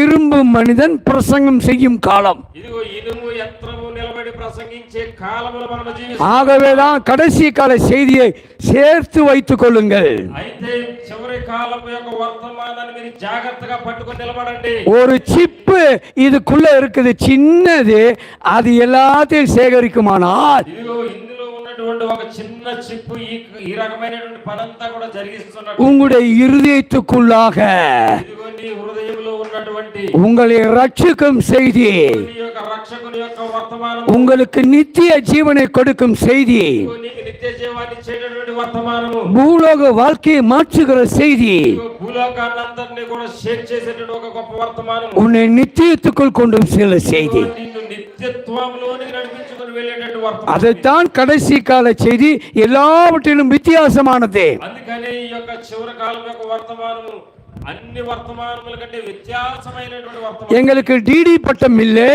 మాకు ఏ టీడీ యొక్క పట్టభద్రులు కాదు. எங்களுக்கு டாக்டர் பட்டம் இல்லை, నాకు డాక్టర్ యొక్క సర్టిఫికేట్ లేదు. எங்களுக்கு பெரிய ஆர்ச்சி பிஷப் இல்லை, నేను ఆర్చ్ బిషప్ యొక్క సర్టిఫికేట్ నేను ఆయన எங்களுக்கு பெரிய ஹெட் குவார்ட்டர்ஸ் இல்லை, నాకు పెద్ద పెద్ద హెడ్ క్వార్టర్స్ లేవు. நாங்க நேரடியா அவர்கிட்ட இருந்து ஊழியம் செய்யறோம். ఇదిగో నేను నేరుగా ఆయన దగ్గర నుంచి ప్రత్యక్షత పొందుకొని ప్రసంగిస్తా ఉన్నాను. ஆமென், ఆమేన్. ஹல்லேலூயா. హల్లెలూయా. எளிமையான செய்தி, ఇదిగో ప్రియమైన దేవుని సామాన్యమైనటువంటి వర్తమానం, எளிமையான செய்தியாளர், సామాన్యమైనటువంటి ప్రజల కొరకు, எளிமையான தீர்க்கதரிசி సామాన్యమైనటువంటి ప్రవక్త இந்த உலகத்துக்கு அனுப்பினார். ఇదిగో దేవుడు ఈ లోకానికి పంపించాడు. அவர் மூலமாக நாம் பெற்றுக்கொண்ட செய்தியை பார்க்கின்றோம். ఆయన ద్వారాగా దేవుడు మనకిచ్చినటువంటి వర్తమానాన్ని మనం చూస్తా ఉన్నాం. அவர் மீதாக எலியாவின் ஆவி, ఇదిగో ఆయన మీద ఏముందంటే ఏలియా యొక్క ఆత్మ ఉంది ఆయన మీదుగా. அவர் 7ஆம் தூதன். ఆయన 7వ దూత అయి ఉన్నాడు. ஆமென். ఆమేన్. அவர் சபைக்கு தீர்க்கதரிசியா இருக்கிறார். ఆయన సంఘానికి మరి ప్రవక్తగా ఉన్నాడు. ఆయన இந்த காலத்துல ஒரு தீர்க்கதரிசியா ఈ కాలంలో కూడా ఒక ప్రవక్త.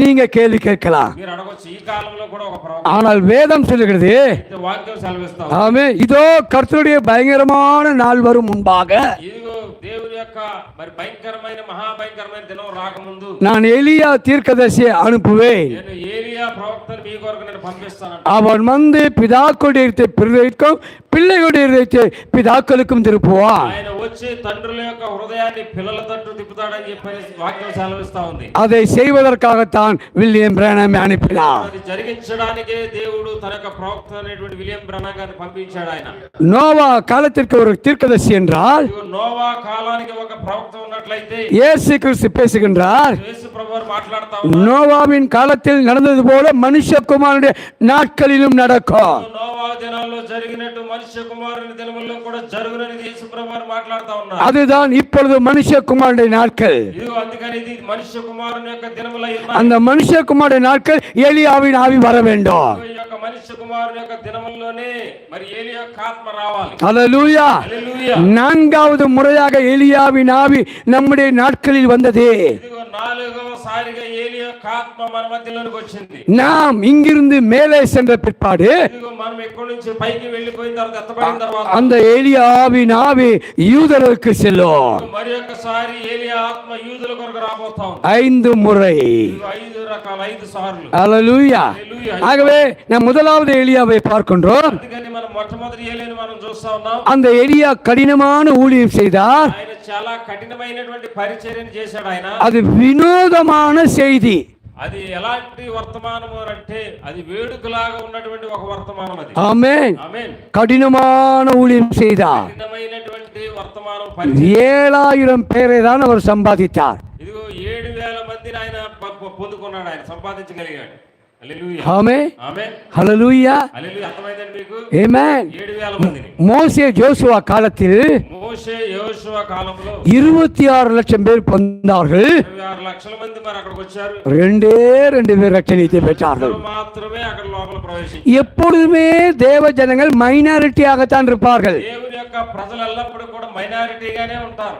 அவ்விதமாக ఆ విధంగానే ஏலியாவின் காலத்தில் ఏలియా యొక్క కాలంలో கடினமான ஊழியத்தை செய்த பின் కఠినమైనటువంటి పరిచర్య జరిగిస్తా ఉన్నప్పుడు கர்த்தர் அவனை எடுத்துக்கொள்ள வேண்டிய நேரம் வந்தது. ఇదిగో దేవుడు ఆయన్ను తీసుకొని వెళ్ళేటటువంటి సమయం వచ్చింది. ஆமென். ఆమేన్. அப்பொழுது தேவன் என்ன செய்கிறார்? అప్పుడు దేవుడు ఏం చేస్తా ఉన్నాడంటే வயலிலே வேலை செய்து கொண்ட எலிசாவை அழைக்கிறார். ఇదిగో మరి అక్కడ పొలంలో పని చేస్తా ఉన్నటువంటి ఎలీషాను దేవుడు పిలుస్తా ఉన్నాడు. நன்றாக ஞாபகம் வையுங்கள், మరి జాగ్రత్తగా గమనించుకోండి.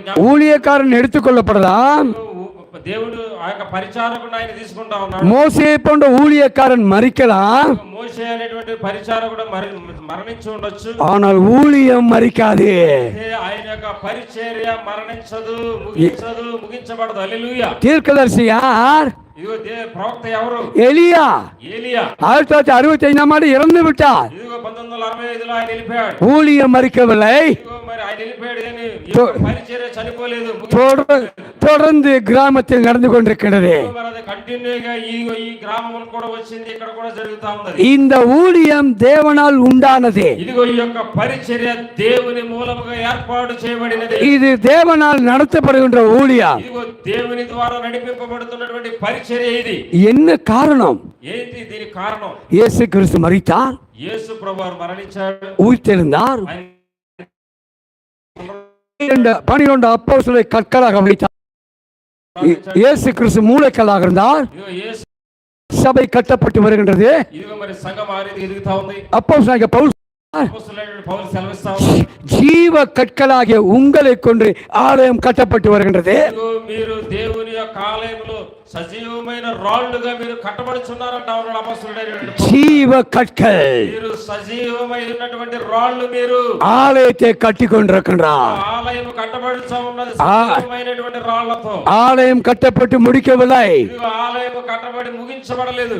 அப்போஸ்தலருக்கு பிற்பாடாக ఇదిగో అపోస్తలులకు తర్వాత 7 சபை கால தூதர்கள். 7 సంఘ కాలాలు, 7 దూతలు. ஒரு மரத்தில் இருக்கிற ஜீவன் ఇదిగో ఒక చెట్టులో ఉన్నటువంటి జీవము, மூல வேறாகிய இயேசு கிறிஸ்துவிலிருந்து ఇదిగో మరి మూల వేరైనటువంటి ఆ యేసుక్రీస్తులో నుంచి 12 அப்போஸ்தலர்கள், ఇదిగో 12 అపోస్తలుల మూలముగా 12 அப்போஸ்தலர் 7 சபையின் கால தூதர்கள் 12 అపోస్తలుల నుంచి 7 సంఘ కాలం యొక్క దూతల మూలముగా ஒவ்வொரு காலங்களுக்கும் கிளைகள் உண்டாகியது. ఇదిగో ఒక్కొక్క కాలంలో మరి వారి యొక్క ఫలాలను వారు కలిగి ఉన్నారు. 7ஆம் சபையின் காலத்தில் ఇదిగో 7వ సంఘ కాలంలో கீழே இருந்த ஜீவனானது ఇదిగో కింద ఉన్నటువంటి చివర్లో ఉన్నటువంటి జీవం అనేది லவோதிக்கேயா சபையின் தீர்க்கதரிசி மூலமாக లవోదికీయ సంఘము మరి దేవుని యొక్క ప్రవక్త మూలముగా அந்த ஜீவன் நமக்குள் வந்தது. ఇదిగో దేవుని యొక్క ప్రవక్త మూలముగా ఆ యొక్క చిన్న చివరిగా ఉన్నటువంటి జీవం మనందరికీ కూడా వచ్చింది.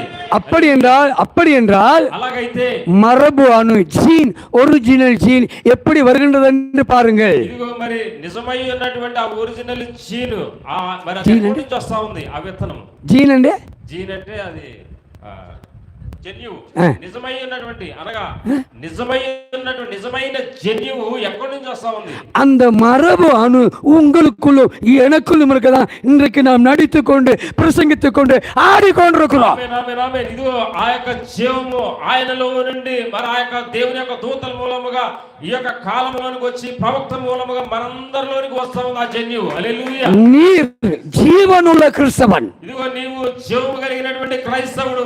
தேவனுடைய மரபு அணு உனக்குள் இருக்கிறது. దేవుని యొక్క మరి చెట్టుతో నీవు వేరు కలిగిన వాడవు. నీవు உங்களுடைய அப்பா அம்மாவுக்குள்ள எப்படி வந்தீங்களோ ఇదిగో మీ యొక్క తల్లిదండ్రుల ద్వారాగా మీరు ఎలాగైతే ఈ లోకానికి వచ్చారో, நீ பரலோகத்தின் தேவனுடைய மரபு அணுவை கொண்டவனாக. ఇదిగో మీరు పరలోకంలో నుండి దేవుని మూలముగా కూడా మీరు జన్మించారు ఈ లోకంలో. ஆமே. ஆகவேதான் ஆமென் சொல்கிறோம். అందుకనే మనం ఆమేన్ చెప్తా ఉన్నాం. அப்படிதான் நான் பிரசங்கிக்கிறோம். అందుకనే మనం ప్రసంగం చేస్తా ఉన్నాం. அப்போதுதான் கிறிஸ்து உங்களிலே உருவாகுவார். అలాగే క్రీస్తు ప్రభువారు మీ ద్వారా ఆయన మిమ్మల్ని సంధిస్తా ఉన్నాడు మీతో. ஆமென். ఆమేన్. எலியா எலிசாவின் மீதாக வஸ்திரத்தை போட்டார். ఇదిగో ఏలియా ఎలీషా మీద ఒక వస్త్రాన్ని వేశాడు, ఆయన దుప్పటి వేశాడు. இந்த காலத்திலே ఈ కాలంలో நம்முடைய எலியா మన యొక్క ఏలియా நமக்கு செய்தியை கொடுக்கும் பொழுது మనకు ఈ యొక్క వర్తమానాన్ని ఇచ్చేటప్పుడు பரிசுத்தாவின் வஸ்திரம் நம் மீதாக விழுந்தது. పరిశుద్ధాత్మ అనేటువంటి వస్త్రాన్ని మన మీద వేశాడు ఆయన. హల్లెలూయా. அந்த பரிசுத்தாவின் వస్త్రమే ఆ యొక్క పరిశుద్ధాత్మ వస్త్రమే கல்யாண வஸ்திரம். ఇదిగో అది మరి ఫలాలను ఇచ్చేటటువంటి వస్త్రం. హల్లెలూయా. ஆமென். ఆత్మ ఫలాలు சாதாரண வஸ்திரம் அல்ல, సాధారణమైనటువంటి వస్త్రం కాదు. கல்யாணத்துக்குன்னு ஸ்பெஷல் வஸ்திரம். ఇదిగో ప్రియమైన దేవుడు, ఉన్న వస్త్రాల్లోనే మరి ప్రాముఖ్యమైనటువంటి వస్త్రాన్ని ఆయన మనకి ఇచ్చాడు. 500 ரூபாய் 1000 ரூபாய் வஸ்திரம் இல்ல. ఇదిగో 1000 రూపాయలు 5000 రూపాయలు அம்மா அம்மா వస్త్రం కాదు. அம்மா எனக்கு 5000 ரூபாயில வஸ்திரம் வேணும். అమ్మా నాకు 5000 రూపాయలు కలిగినటువంటి వస్త్రం కావాలని మీరు అడుగుతారు. బట్టలు அக்கா కావాలి. அக்காகாரி வந்து சொல்லுவா, అక్క దగ్గరకు వచ్చి చెప్తారు 5000 பத்தாது, 5000 రూపాయలు సరిపోదు, 7000 எடுமா. 7000 రూపాయల బట్టలు కొనివమ్మా నాకు అంటారు. பெரியம்மா வருவாங்க, ఇక పెద్దమ్మ వస్తుంది. நல்ல பட்டல் போட்டுக்கிட்டு கோட் சூட்லாம் போட்டு வருவாங்க. ఇక మరి అన్ని బట్టలన్నీ వేసుకొని కోటు సూట్ అంతా వేసుకొని వస్తారు. என்னம்மா 10000? ఏంటమ్మా 10000 15,000 எடு. 10,000 రూపాయలు కొనుక్కోను. அந்த வஸ்திரங்களை காட்டிலும் ఇక ఆ వస్త్రాల కంటే కూడా கடைசி கால கல்யாண வஸ்திரமானது చివరి కాలంలో ఇచ్చినటువంటి వస్త్రము மகா உன்னதமான வஸ்திரம். మహాశక్తివంతమైనటువంటి వస్త్రాన్ని దేవుడు ఇచ్చాడు. ஹல்லேலூயா హల్లెలూయా. ஹல்லேலூயா. హల్లెలూయా. ஆனால் అయినప్పటికీ இந்த வியாதியுள்ள மனுஷன் எங்க இருக்கிறான்? వ్యాధి కలిగినటువంటి 35 సంవత్సరాల నుంచి ఒక వ్యక్తి అక్కడ ఉన్నాడు. இவன் என்னுடைய வியாதி என்ன வியாதி? ఇతను ఆయన యొక్క వ్యాధి ఏంటి? சிம்பிள் வியாதி, చాలా సామాన్యమైనటువంటి వ్యాధి అయింది. வீக்னஸ், వీక్నెస్ అంతే, பலகீனம். బలహీనం. அதான் அவனுக்கு காலு மடக்க முடியல, எந்திரிக்க முடியல. అది ఆయన మరి కాళ్ళ మీద నిలబడలేడు, మరి ఆయన లేచి அவன் எந்திரிச்சா அப்படியே விழுந்துடுறான். ఇది ఇలా నిలబడితే అన్ని ఇలా పడిపోతాడు. அவன் ட்ரை பண்றான். ఆయన ప్రయత్నం చేస్తాడు. 38 வருஷம். 38 సంవత్సరాల నుంచి ప్రయత్నిస్తున్నాడు. బలహీనమైన శరీరం, ఇది బలహీనమైనటువంటి శరీరం, బలహీనమైన ఆత్మ, ఆవి బలహీనమైనటువంటి ఆత్మ కలిగి, బలహీనమైన ఆత్మ బలహీనమైనటువంటి ఆత్మ. யாராகிலும் இருப்பீர்கள் என்றால், ఇదిగో అలాగే ఎవరైనా ఉన్నట్లయితే బలహీనమైన ఆత్మతో, உங்களிடத்தில் தேவதூதன் வருவான் என்றால், ఇదిగో మీ దగ్గర కనుక దేవుని యొక్క దూత వచ్చినట్లయితే என்ன பிரச்சனையோ சொல்லுங்கள், ఇదిగో మీకు ఏంటి, మీకు ఉన్నటువంటి ప్రాబ్లం ఏంటో ఆయనతో చెప్పండి. அதை சித்திகரிக்க அதை சுகமாக்க வல்லவராய் இருக்கின்றார். ఆయన ఖచ్చితంగా మిమ్మల్ని స్వస్థపరుస్తాడు ఆయన. ஏமா ఆమేన్. வியாதி என்பது என்ன? వ్యాధి అంటే ఏంటిది? முழுசா சாத்தான் சரீரத்தை கட்டி வைத்திருப்பது. ఇదిగో శరీరాన్ని మొత్తంగా సాతానుడు ఏం చేస్తాడంటే కట్టి వేస్తాడు. ஏமா వ్యాధి. ஆமே, கட்டி வைத்ததுதான் பிசாசுடைய வேலை. ఇదిగో కట్టి వేయడమే పిశాచు యొక్క సాతాను యొక్క పని అయి ఉన్నది. நுண்டி, முடம், செவுடு, குருடு, டிபி, கிட்னி ப்ராப்ளம், ఈ కళ్ళు, మీ చెవులు, మీ ముక్కు, మీ శరీరం అంతా టీబీ ప్రాబ్లం ఇవన్నీ కూడా రకరకాలైన కట్లతో వాడు కట్టేస్తాడు. அத்தனையும் வந்து பிடிச்சுக்குவானா. ఇవి అన్ని రకాలుగా మిమ్మల్ని పట్టుకుంటాడు. பேய் சாஸ்திரம் என்ற டிமோனாலஜி செய்தியில சொல்றாரு, దయ్యపు శాస్త్రమైనటువంటి వర్తమానం ప్రవక్త ఈ రకంగా చెప్తున్నాడు. சின்ன அணு, சின்ன புழு, చిన్న పులుపు, அது- చిన్న అణువు లాంటిది ఒక ఇది, அதுக்குள்ள சாத்தான் புந்துக்குவானா. అలా చిన్న విశ్వాసం ఉంటే చాలని సాతాను అందులో ప్రవేశించి அவன் வந்து சரீரத்தை அரிப்பானா. అలా దాని ద్వారాగా శరీరాన్ని మెల్లమెల్లగా కబళించి அவன் கிட்னியில உட்காந்துக்குவானா, అది అలా మెల్లగా వెళ్ళిపోయి కిడ్నీలో కూర్చుంటాడు, இருதயத்துல உட்காந்துக்குவானா, హృదయంలోకి వెళ్ళిపోయి అక్కడ కూర్చుంటాడట. குஷ்டரோகத்துல உட்காந்துக்குவானா, ఇది కుష్ఠ రోగులాగా అలా కూర్చుండిపోతాడట. டிபியில உட்காந்துக்குவானா. టీబీ మూలంగా అలా కూర్చుండిపోతాడట. டாக்டர் பிரேன்ஹாம் ఇదిగో డాక్టర్ బ్రౌన్ గారు ఏం చెప్పారు? அவர் இவ்விதமான மருத்துவத்தை சொல்லுகிறார். ఇదిగో ఈ రకమైనటువంటి వైద్యాన్ని అంతటినీ కూడా ఆయన దయ్యపు శాస్త్రంలో ఆయన బోధిస్తా ఉన్నాడు. நமக்கு டாக்டர் ஜீசஸ் உண்டு, ఇదిగో మనకు డాక్టర్ జీసస్ అనేటువంటి ఒక ఆయన, டாக்டர் பிரேனம் ஆலோசனை உண்டு, డాక్టర్ బ్రహ్నాం అనేటువంటి ఒక ఆలోచన కూడా మనకి ఇచ్చాడు. டாக்டர் மோசஸ் உண்டு. డాక్టర్ మోజెస్ ఉన్నాడు ఒక దినం. டாக்டர் மோசஸ் என்ன செய்தார்? డాక్టర్ మోజెస్ గారు ఏం చేశారు? பாம்பு கடிச்சிச்சு, పాము కలిసినప్పుడు வெண்கல சர்ப்பம் உருவாக்கி வை, ఇదిగో ఎత్తడి సర్పాన్ని ఆయన పైకి ఎత్తాడు. அதுல யாரு பாக்குறாங்களோ சுகம் பெறுவார்கள். ఎత్తడి సర్పాన్ని ఎవరైతే చూస్తారో పాము కరిచిన వారు బ్రతుకుతారు. ஆனா ராஜாக்கள் காலம் வரும்பொழுது రాజుల యొక్క కాలం వచ్చినప్పుడు யோசியாங்கிற ராஜா என்ன செய்யறான்? యోషి అనేటువంటి రాజు ఏం చేస్తాడు? எதுக்கையா இந்த சர்ப்பம், ఎందుకంటే ఈ సర్పం అని చెప్పాడు, எதுக்கையா இந்த விக்கிரகம்? ఎందుకయ్యా ఈ యొక్క సర్ప విగ్రహం అంటారు. அந்த రాజா அந்த விக்கிரகத்தை உடைச்சு போட்டான். ఇది ఆ యొక్క రాజు ఏం చేసిండు? ఆ విగ్రహాన్ని తీసి అవతల పడేసి, வெண்கல சர்ப்பம் உடைக்கப்பட்டது வேதம் சொல்லுகிறது. ఇదిగో ఆ యొక్క సర్పం ఆ దినాన్ని మరి అక్కడ మరి పగలు కొట్టబడిందని వాక్యం సెలవిస్తాం. நமக்கு யாரும் விக்கிரகம் இல்லை, ఇదిగో మనకి విగ్రహం ఎవరు కూడా కాదు. புருஷன் விக்கிரகம் இல்லை, ఇదిగో పురుషుడు అనేటువంటి విగ్రహం కాదు, ஓ மனைவி விக்கிரகம் இல்லை, స్త్రీ విగ్రహం కాదు మనకి. கல்வி விக்கிரகம் இல்லை, ఇదిగో எஜுகேஷன், ఎడ్యుకేషన్ మనకి చదువు విగ్రహం కాదు, பணம் நமக்கு விக்கிரகம் இல்லை, మనకి విగ్రహం కాదు, ஓ கோல்டு நமக்கு விக்கிரகம் இல்லை. బంగారం మనకి విగ్రహం కాదు. హల్లెలూయా. ఎవరు చెప్తారు? எல்லா விக்கிரகங்களையும் தூக்கி எறியுங்கள். ఈ విగ్రహాలన్నీ కూడా తీసి అవతల పడేయండి. హల్లెలూయా. சுகம் அளிக்க அவர் நின்று கொண்டிருக்கிறார். ఇదిగో స్వస్థత పొందుకోవడానికి దేవుడు ఒక మార్గాన్ని ఏర్పాటు చేశాడు. హల్లెలూయా. ஹல்லேலூயா. హల్లెలూయా. அவருக்கு யாரும் ரூபம் கொடுக்க முடியாது. ఇదిగో దానికి మీరేం కూడా డబ్బులు చెల్లించాల్సిన అవసరం లేదు, ద్రవ్యాన్ని ఇవ్వాల్సిన అవసరం లేదు. அவர் ஆத்மீக ஸ்வரூபியா இருக்கின்றார். ఇదిగో ఆయన ఆత్మ మూలంగా కార్యాన్ని జరిగిస్తాడు. ఆయన அவர் இன்றைக்கும் ஜீவிக்கிறார். ఆయన ఈ దినాన్ని కూడా జీవిస్తా ఉన్నాడు. அவர் நாமத்தில் எதை கேட்டாலும் தருவார். ఇదిగో మనం ఏది అడిగినా ఆయన ఇస్తాడు మనకు. ఆయన ஆனால் அவர் என்ன செய்தார்? అయితే ఆయన ఏం చేశాడు? மரித்த 3 பேரை உயிரோடு எழுப்பினார். ఇదిగో మరణించినటువంటి 3 వ్యక్తులను ఆయన లేపాడు పైకి. சகோதரியே, సోదరి, நாங்கள் வெறுமையா இந்த செய்தியை பிரசங்கிக்கவில்லை. ఇదిగో మరి ఊరికి నీ యొక్క ప్రసంగాన్ని మేము ప్రసంగించట్లా. இந்த செய்தியை கொண்டு வந்தவர் ఈ వర్తమానం తీసుకొచ్చినటువంటి 9 பேரை உயிரோடு எழுப்பினார். ఇదిగో 9 మందిని ఆయన మరి ప్రాణంతో లేపాడు. ఆయన இயேசு கிறிஸ்து యేసు ప్రభువారు 3 பேரை உயிரோடு எழுப்பினார். 3 వ్యక్తుల్ని మరి తిరిగి మరలా లేపాడు. ఆయన ஒரு செய்தியை நிரூபிக்க வேண்டும் என்றால் ఇదిగో ఒక వర్తమానాన్ని నిరూపించాలంటే தேவன் அற்புதம் செய்து நிரூபிப்பார். దేవుడు అద్భుతం అక్కడ, దేవుని యొక్క అద్భుతమ కార్యం అక్కడ தேவ அடையாளத்தினாலே நிரூபிப்பார். దేవుడు తన యొక్క గురుతుల మూలంగా కార్యాలు జరిగిస్తాడు. உயிர்த்தெழுதினாலே நிரூபிப்பார். ఇదిగో పునరుత్థానము ద్వారాగా దేవుడు, உலக ద్వారా దేవుడు కార్యం. உலக சரித்திரம் இன்றைக்கும் சொல்லுகின்றது. ఇదిగో మీ యొక్క శరీరము ఈ దినాన్ని కూడా మరి దేవుడు మీ శరీరం గురించి మాట్లాడతాడు. அந்த தீர்க்கதரிசியை ஏற்றுக்கொண்டிருக்கிற உங்களுக்கும் దీర్ఘదర్శిని లేదా ప్రవక్తను మరి కలిగి ఉన్నటువంటి మీరు, ஏற்றுக்கொள்ள போகிற மக்களுக்கும் ఇదిగో ఆయన్ని చేర్చుకున్నటువంటి ప్రజలు இந்த செய்தியின் வாயிலாக ఇదిగో ఈ యొక్క వర్తమానం మూలముగా ரட்சிப்பின் வழி, ఇదిగో రక్షణ యొక్క మార్గాన్ని, சுகமாக்குதலின் வழி, స్వస్థతకు పొందుకోవడానికి ఒక మార్గం, பிரசங்கத்தின் வழி, ఇదిగో ప్రసంగానికి ఒక మార్గం, வெளிப்பாட்டினுடைய வழிகள் ప్రత్యక్షత కొరకు ఒక మార్గం, அனைத்தையும் தேவன் கொடுப்பார். అన్నిటిని కూడా దేవుడు మీకు ఇచ్చాడు ఆయన. ஆகவேதான் வியாதிகளிலே பல வகை உண்டு. అందుకనే వ్యాధుల్లో కూడా రకాలు ఉన్నాయి. Varieties of sickness. ఇదిగో వ్యాధుల్లో కూడా పలు రకాల వ్యాధులు ఉన్నాయి. வியாதிகளை அனுமதிக்கிறவர் யார்? వ్యాధులను అనుమతించేది ఎవరు? தேவனே.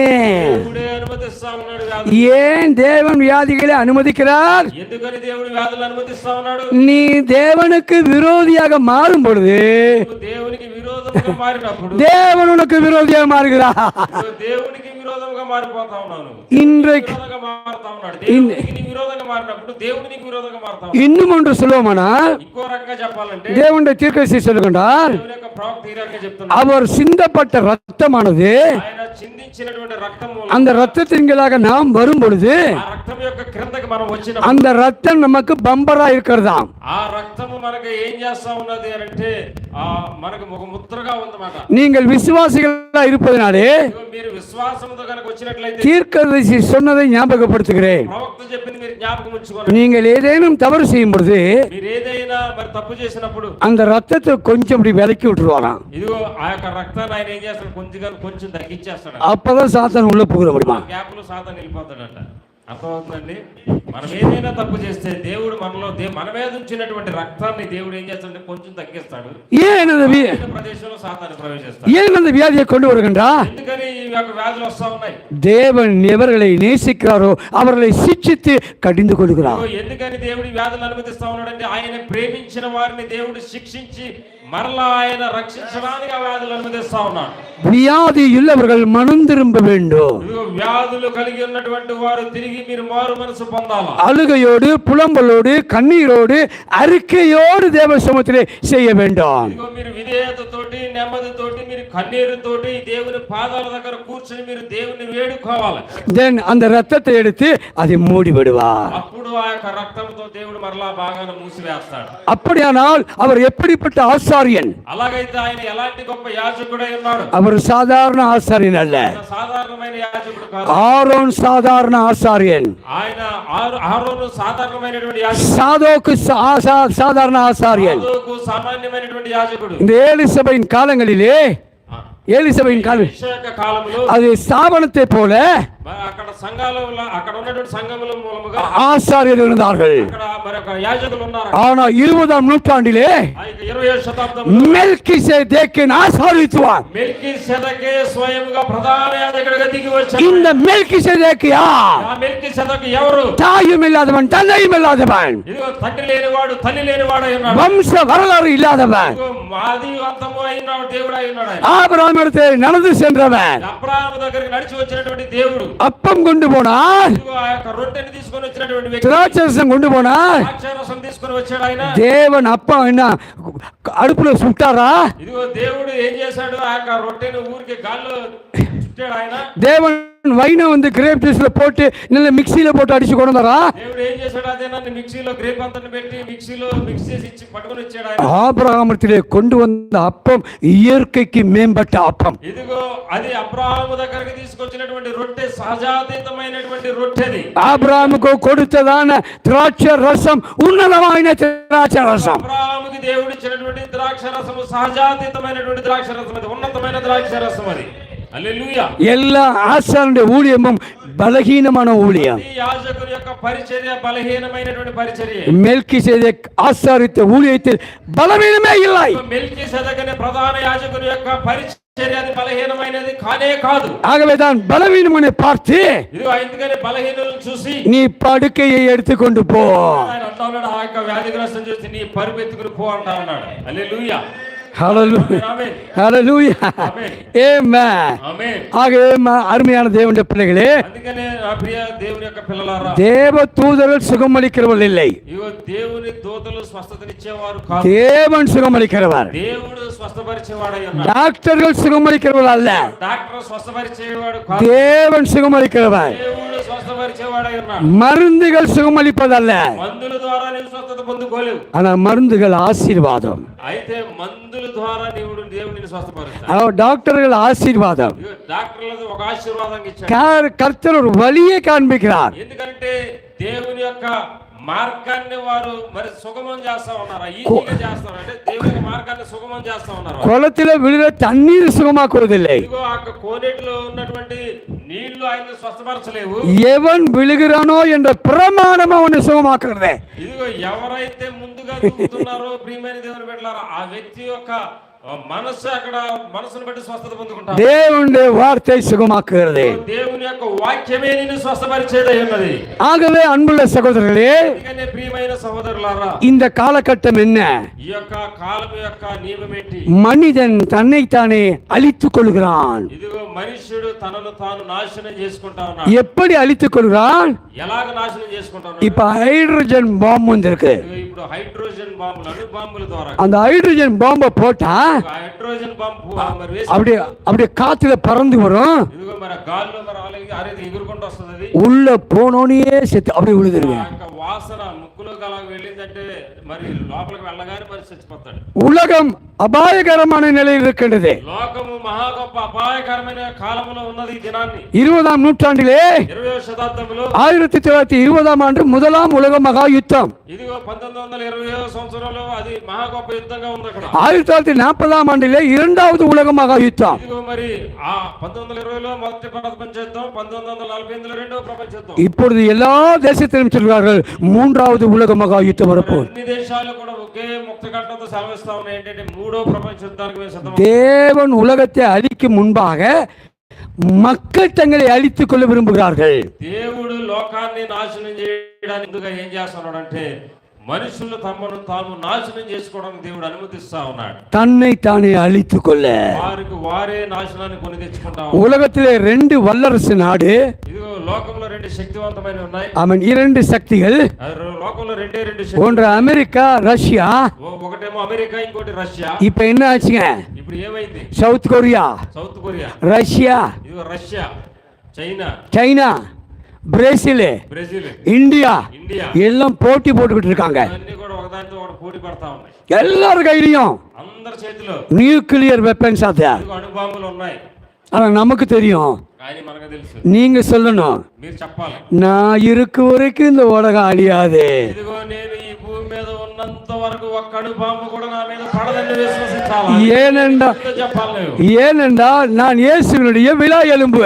ఎందుకోనంటే నేను ఇలా ఉండగానే దేవుడితో పాటుగా నేను ఎత్తబడబోతా ఉన్నా. தீர்க்கதரிசி பிரணம் சொல்கிறார், ప్రవక్త బ్రహ్మగా చెప్పాడు, எந்த ஒரு புருஷனும் தன் மனைவியை அழிக்க மாட்டான்.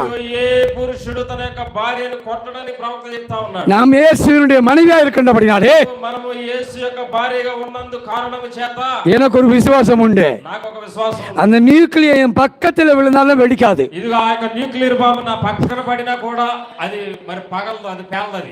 ஏன்? ఎందుకని அந்த பாம்பை காட்டிலும் ఆ యొక్క బాంబు కంటే కూడా a word bomb we are having. వాక్యం అనేటువంటి బాంబు, మహా గొప్ప బాంబు నేను కలిగి ఉన్నాను నేను. Hallelujah. హల్లెలూయా. Hallelujah. ఎందుకంటే ప్రియమైన దేవుని బిడ్డలారా, తన భార్యను దేవుడు ఎన్నటికీ నాశనము కానివాడు. ஆமென். நம்மை சுற்றிலும் தேவ தூதர்கள் உண்டு. ఇదిగో మన చుట్టూ కూడా దేవుని యొక్క దూతలు ఉన్నారు. அவ பாம்பை போடுவாப்ல, ఇదిగో బాంబు వారు వేస్తారు, வேலையே செய்யாது. ఇదిగో అది పని చేయదు అక్కడ. ஒரு சந்தர்ப்பம் தீர்க்கதரிசிக்கு ஒரு பெரிய சோதனை வருது. ఇది ఒక సందర్భంలో ప్రవక్త గారికి మహా గొప్ప శోధన వచ్చింది. என்ன சோதனை? ఏంటిదా శోధన? குடும்பத்தின் பிரச்சனை, కుటుంబంలో ఒక ప్రశ్న, போராட்டம். పోరాటం. எனக்கு இந்த உலகத்துல வாழவே வேண்டாம். అప్పుడు అన్నాడు ఆయన, నేను ఈ లోకంలో జీవించడానికి నాకు ఇష్టం లేదన్నాడు. அப்ப என்ன செய்த தெரியுங்களா? ఏం చేశాడు తెలుసా ఆయన? கண்ணை ரெடி பண்ணிட்டாரு, గన్న తీసుకున్నాడు ఆయన. எல்லா புல்லட்டையும் போட்டாரு. అందులో బుల్లెట్లను ఎక్కించాడు. அவர் వச்சுக்கிட்டு நேரா புல்லட் அழுத்துறாரு, ఆ బుల్లెట్ తీసుకుని నొసటను పెట్టాడు ఆయన. அழுத்துறாரு, அழுத்துறாரு, அழுத்துறாரு. నొక్కుతున్నాడు నొక్కుతున్నాడు నొక్కుతున్నాడు. கண்ணு வெடிக்கவே இல்லை. ఇదిగో గన్న పేలట్లేదు. கோவம் வந்துருச்சு. కోపం వచ్చేసింది. என்னையா நானும் போகலான்னு நினைக்கிறேன், இது என்ன போக விட மாட்டேங்குது. ఏంటయ్యా ఇది, నేను సావాలని చెప్పని నేను నొక్కుకుంటా ఉన్నాను, ఏంటి ఇది పని చేయట్లేదని చెప్పని அவர் தூக்கி పోటారు பாருங்க, ఆయన తీసి దాన్ని అవతలకి విసిరేశాడు. வெடிக்குது. ஹல்லேலூயா. అప్పని అది పేలిందంటది. கர்த்தருக்கு நீ தேவையா இருந்தால், ఇదిగో దేవునికి నీవు అవసరమై ఉన్నట్లయితే, சகோதரியே, సహోదరుడే, சகோதரனே, సహోదరి, கர்த்தருக்கு நீ தேவையா இருந்தால், దేవునికి నీవు అవసరమై ఉన్నట్లయితే, எப்படிப்பட்ட வியாதியா இருந்தாலும், ఎలాంటి వ్యాధి నీకు ఉన్నప్పటికీ, எப்படிப்பட்ட சோதனையா இருந்தாலும், శోధన నీకు వచ్చినప్పటికీ, உன்னை காக்கிறவன், నిన్ను కాపాడేవాడు, உன்னை தாங்குகிறவர், ఇదిగో నిన్ను కాపాడేవాడు. அவர் தூங்குவதும் இல்லை உறங்குவதும் இல்லை. ఆయన కునికేవాడు కాదు, నిద్రపోయేవాడు కాదు. ఆయన அந்த தேவ மனுஷனை காப்பாற்றினவர் ఆ దేవుడు, ఆ మనిషిని కాపాడినటువంటి దేవుడు அவருடைய புத்திரர்களாக நம்மையும் காப்பாற்றுவார். ఆయన యొక్క పిల్లలైనటువంటి నిన్ను నన్ను కూడా కాపాడుతాడు ఆయన. హల్లెలూయా, హల్లెలూయా, హల్లెలూయా. ఓ మై లార్డ్, ఓ ప్రియ సహోదరుడు, ఓ అద్భుతమైన దైవం. ఎంత గొప్ప, మా గొప్ప దేవుడు ఆయన. தாய் தன் பாலகனை மறந்தாலும் நான் உன்னை மறவேன். తన పిల్లలను మరచినా గాని నేనెన్నటికీ కూడా మరుగనంటా ఉన్నాడు ఆయన. எந்த அன்புள்ள ஒரு தேவன், అంత ప్రేమ కలిగినటువంటి దేవుడు ఆయన. தற்கொலையில் இருந்து காக்கிறவன். ఇదిగో ఆయన మరి నిత్యము మన వైపు చూస్తున్నటువంటి దేవుడు நீ ఆయన. தற்கொலை செய்ய முயற்சி செய்திருக்கலாம், ఇదిగో నిన్ను ఏమాత్రం కూడా నరహంతుడు కాకుండా నిన్ను కాపాడుతున్నాడు. தற்கொலை இருந்து காத்தவர் உன்னை. ఇదిగో నీవు హంతకుడుగా అవ్వకుండా ఆయన నిన్ను కాపాడుతావు. நான் கைவிடப்பட்டவன் என்று நினைக்கின்றாயா? ఇదిగో నీవు దేవుడు నన్ను చేయి విడిచాడని అనుకుంటున్నావా?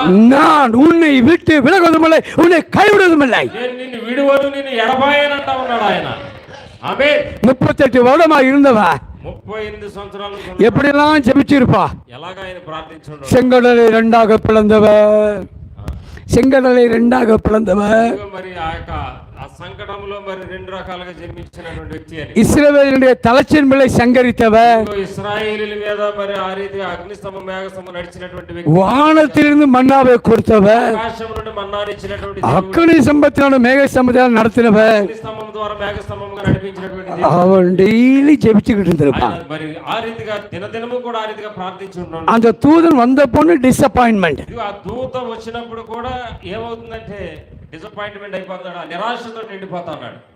ஆனா అయితే விடாமுயற்சியோடு ఇదిగో విడిచిపెట్టకుండా அவன் அங்கே அமர்ந்துதானே, ఆయన అక్కడ మరి కూర్చొని ఉన్నప్పుడు தூதன் மூலமாக சுகமடைக்கவில்லை. ఇదిగో దూత మూలముగా అక్కడ ఆయన స్వస్థత పొందుకోలేదు. பலமுள்ள தூதன், బలిష్ఠుడైనటువంటి దూత దిగి వచ్చాడు అక్కడ. உடன்படிக்கையின் தூதன், ఇదిగో నిబంధన దూత కిందకి వచ్చాడు. மோசேயை நடத்தின தూதன், ఇదిగో మోషేని నడిపించినటువంటి దూత, ஆபிரகாமை நடத்தின தூதன் అబ్రహాము దగ్గర నడిచి వచ్చినటువంటి దూత நேராக வந்து சுகமாக்கி விட்டார். నేరుగా వచ్చి ఆయన దర్శిస్తా ఉన్నాడు. హల్లెలూయా, ఆమేన్. அவர் நேற்று எதை செய்தாரோ அவர் இன்றைக்கும் செய்வார். ఆయన నిన్న ఏమి జరిగించాడో ఈ దినాన్ని కూడా అదే జరిగించబోతా ఉన్నాడు. செய்தினுடைய வாக்குத்தத்தம், ఇదిగో వర్తమానం యొక్క వాగ్దానము, செய்தினுடைய தொடர் சம்பவம், ఇదిగో వర్తమానం యొక్క మరి సంగతులన్నీ కూడా ఒకదాని వెంట ఒకటి. எதற்காக? ఎందుకని సంభవిస్తాయి? அவர் நேற்றும் இன்றும் என்றும் மாறாதவர்.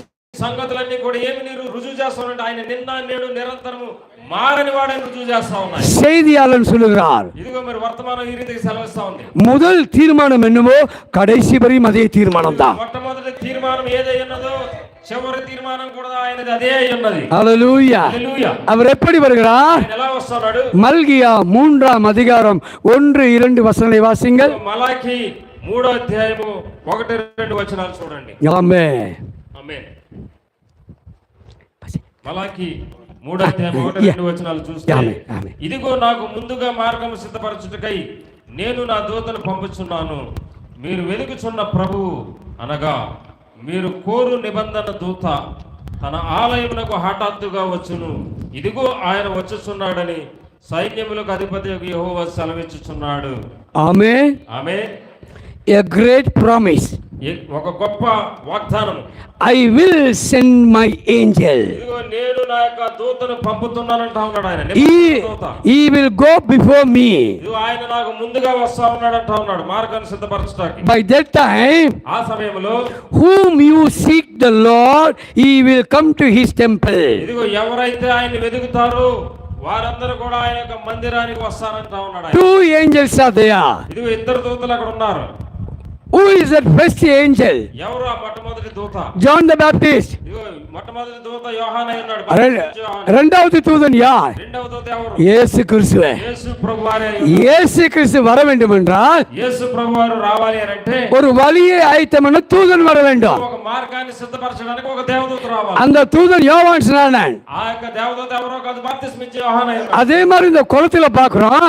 అదే విధంగా ఈ యొక్క కోనేట్లో మనం చూస్తాం. இந்த பெதஸ்தா குளத்துல ஒரு தூதன் அனுப்புறாரு. அனுப்புறாரு. బెతస్దా కోనేటి కూడా ఒక దూతను పంపుతా ఉన్నాడు ఆయన. அவர் நிறைய பேரை சுகமாக்குறாரு, மெய்தான். ఇదిగో ఆయన అందరినీ మరి స్వస్థపరచడం మేలా. ஆனா இந்த ஒரு மனுஷனை అయితే ఈ యొక్క మనిషి இவன் சுகமே ஆகல.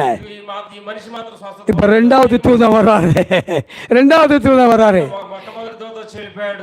நீ சுகமாக விரும்புகிறாய், நீ சுகமாக விரும்புகிறாயா? ఇదిగో నీవు స్వస్థత పొందగోరుచున్నావు. நீ செய்தியில் மேன்மை அடைய விரும்புகிறாயா? ఇదిగో నీవు వర్తమానం యొక్క ఉన్నతమైన దానిని నువ్వు అంగీకరించడానికి సిద్ధముగా ఉన్నావని అడుగుతావు. நீ செய்தியில் வெளிப்பாடை பெற்றுக்கொள்ள வேண்டும் என்று விரும்புகிறாயா? వర్తమానం యొక్క ప్రత్యక్షను పొందుకోవాలని నువ్వు ఆశ కలిగి ఉన్నావని అడుగుతా ఉన్నాడు ఆయన. அந்த கேள்வியை தேவன் கேட்டால் என்ன சொல்வீர்கள்? ఆ ప్రశ్న దేవుడు అడిగితే మీరేం చెప్తారు? ஆமாண்டவரே, అవునయ్యా అని చెప్పాలి. நான் வெளிப்பாடை பெற விரும்புகிறேன். అవునయ్యా నేను దాన్ని పొందుకోవాలని ఆశపడతా ఉన్నాను. நீண்ட நாள் சுகவீனத்தை போக்கும் ஆண்டவரே, ఇదిగో నన్ను స్వస్థపరచు ప్రభువా అని అడగాలి. இந்த காலத்துக்குரிய மனவாட்டியா என்னை உருவாக்கும். ఇదిగో ఈ కాలం యొక్క వధువుగా నన్ను సిద్ధపరిచావు ప్రభువా అని చెప్పి. அல்லேலூயா. హల్లెలూయా. ஆனால் 20ஆம் நூற்றாண்டிலே ఇది 20వ శతాబ్దంలో யோவான் சனனுக்கு அடையாளமாக ఇదిగో బాప్తిస్మిచ్చే యోహానుకు ఒక గుర్తుగా வில்லியம் பிரானமை அனுப்பினார். దేవుడు మరి విలియం బ్రానామ్ను కూడా పంపించాడు ఆయన. அதுதான் வெளிப்படுத்தின விசேஷம் 10ஆம் அதிகாரம் 7ஆம் வசனம். అందుకనే ప్రకటన గ్రంథము 10వ అధ్యాయం 7వ వచనం. அவர் வழியை ஆயத்தம் பண்ண பிற்பாடு ఆయన మరి మార్గాన్ని సిద్ధపరిచిన తరువాత பலமுள்ள தூதனாக கிறிஸ்து வருகிறார். శుడైనటువంటి దేవదూతగా క్రీస్తు ప్రభువు దిగి వస్తా ఉన్నాడు. அது 10ஆம் அதிகாரம் 1ஆம் வசனம். 10వ అధ్యాయము మొదటి వచనం. நமக்கு 2 தூதர்கள் உண்டு. మనకి ఇద్దరు దూతలు ఉన్నారు. ஒன்று 7ஆம் தூதன், ఒకటి యోహాను అనేటువంటి దూత, இப்பொழுது நமக்கு 2வது பலமுள்ள தூதன். రెండవదిగా బలిష్ఠుడైనటువంటి దేవదూత. 7ஆம் தూதன் வழியை ஆயத்தப்படுத்தி போய்விட்டார். అయితే 7వ దూత మార్గాన్ని సిద్ధపరచడానికి వచ్చాడు ఆయన. 65 அவர் நித்திரை அடைந்தார். ఇదిగో 65లో ఆయన మరి చనిపోయాడు. இப்பொழுது பலமுள்ள தூதன் தேவன் ஜீவித்துக் கொண்டிருக்கின்றார். ఇప్పుడు బలము కలిగినటువంటి ఈ దూతగా దేవుడు మన మధ్యలో జీవిస్తా ఉన్నాడు ఆయన. ஏமா அவரே நம்முடைய மத்தியஸ்தராக இருக்கின்றார். ఇదిగో ఆయనే మన మధ్యలో సంచరిస్తా ఉన్నాడు. அவரே சுகமளிக்கிற பலமுள்ள தூதனாக இருக்கின்றார். ఆయనే స్వస్థపరిచేటటువంటి బలిష్ఠుడైనటువంటి దేవదూత. அதோடு மாத்திரமல்ல, అంత మాత్రమే కాదు, தண்ணீரை கலக்கணும். ఇదిగో నీటిని కూడా కదపాలి. హల్లెలూయా. கலப்பாலே కదపాలి, నీటిని ஆமே. కదపాలి. அவ்விதமாக ఆ రకంగానే மணவாட்டிக்கு ஒரு எழுப்புதல் கலக்கும். దేవుడు వధువుకి ఏమి చేయడానంటే కదిపేటటువంటి శక్తిని ఇచ్చాడు. హల్లెలూయా. ఆమేన్.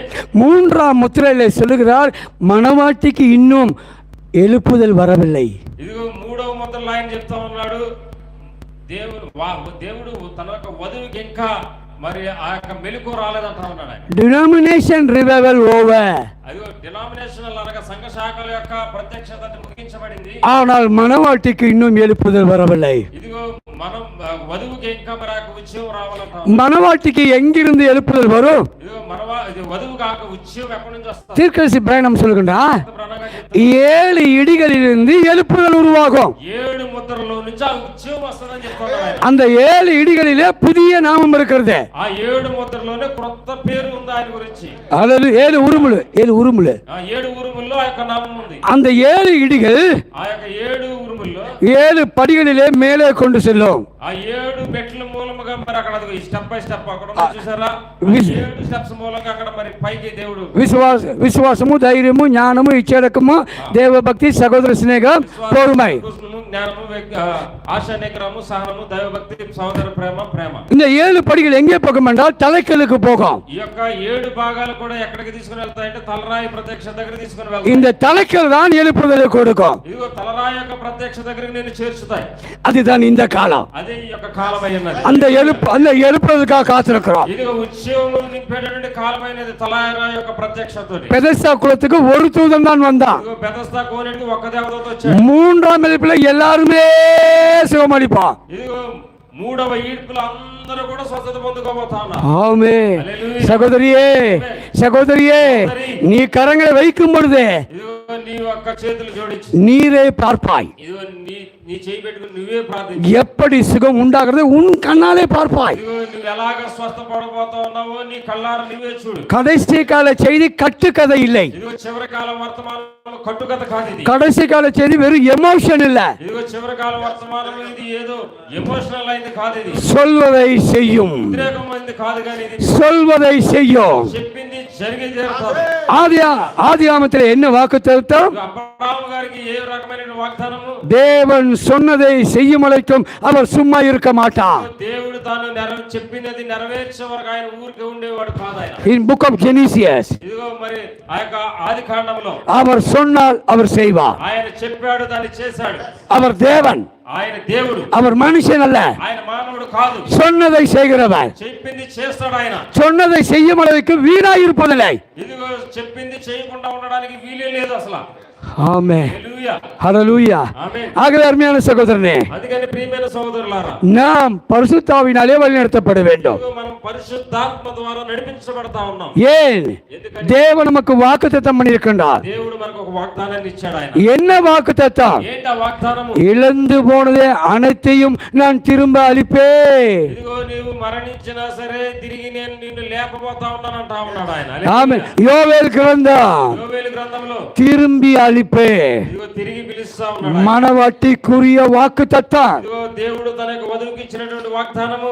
ஆதியில் சபை எவ்விதமாய் 9 வரங்கள் 9 கனிகளோடு சபை அசைந்ததோ, ఇదిగో ఆదిలో ఉన్నటువంటి దేవుని యొక్క సంఘము 9 వరాల చేత మరి 9 యొక్క ఆత్మల చేత ఏ రీతిగా అయితే నింపబడిందో, எடுத்துக்கொள்ளப்படும் முன்பாக ఇదిగో ఎత్తబాటు కంటే ముందు அந்த சபையை நாம் காண்போம். ఆ యొక్క సంఘము యొక్క రూపాన్ని మనం ప్రతిబింబించబోతా ఉన్నాం. வாலிபனே, ఇదిగో యవనస్తులారా, வாலிப சகோதரியே, యవన స్త్రీలారా, 9 வரத்தை பார்ப்பாய். ఇదిగో నువ్వు ఆ యొక్క 9 వరాలను పొందుకుంటావు. 9 கனியின் தன்மைகளை பார்ப்பாய். ఆ యొక్క 9 ఫలాలను పొందుకుంటాం. ஒருவேளை நாங்கள் கல்லறைக்கு செல்லலாம், ఒకవేళ మేము సమాధికి వెళ్ళిపోవచ్చు. செய்தி கல்லறைக்கு போகாதே.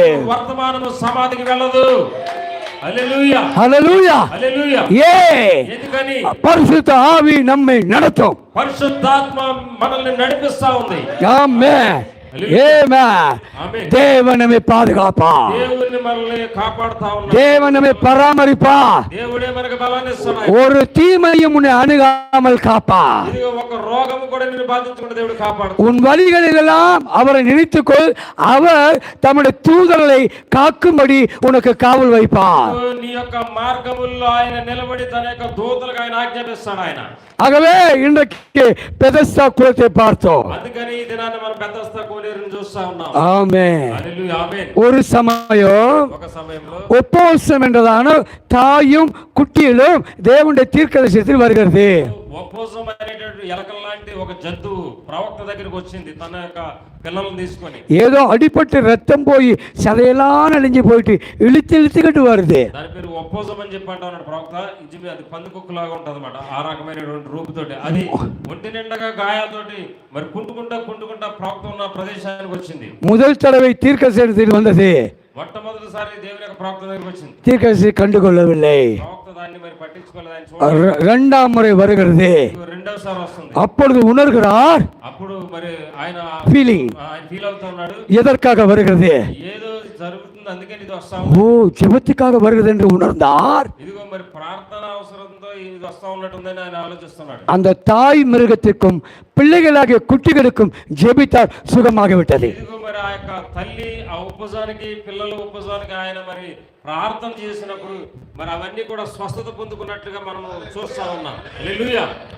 தேவன் மிருகங்களையும் குணப்படுத்துகிறார். ఇదిగో దేవుడు మృగాలను కూడా స్వస్థపరుస్తా ఉన్నాడు. தேவன் பறவைகளை குணப்படுத்துகிறார். ఇదిగో దేవుడు పక్షులను కూడా స్వస్థపరుస్తా ఉన్నాడు. தேவன் மனிதர்களை குணப்படுத்துகிறார். దేవుడు మనుషులను కూడా స్వస్థపరుస్తా ఉన్నాడు. హల్లెలూయా. ஆமென். ఆమేన్. ஆனால் இன்னும் ஒன்று சொல்லுகிறார். అయితే ఇంకోటి చెప్తా ఉన్నాడు ఆయన. சுகமாகுதல் உங்களுக்கு உண்டாகும். Healing will take place. Okay, ఆ యొక్క స్వస్థత ఖచ్చితంగా మీకు జరుగుతుంది. ஆனாலும் అయినప్పటికీ மீண்டும் அந்த வியாதி வரலாம்.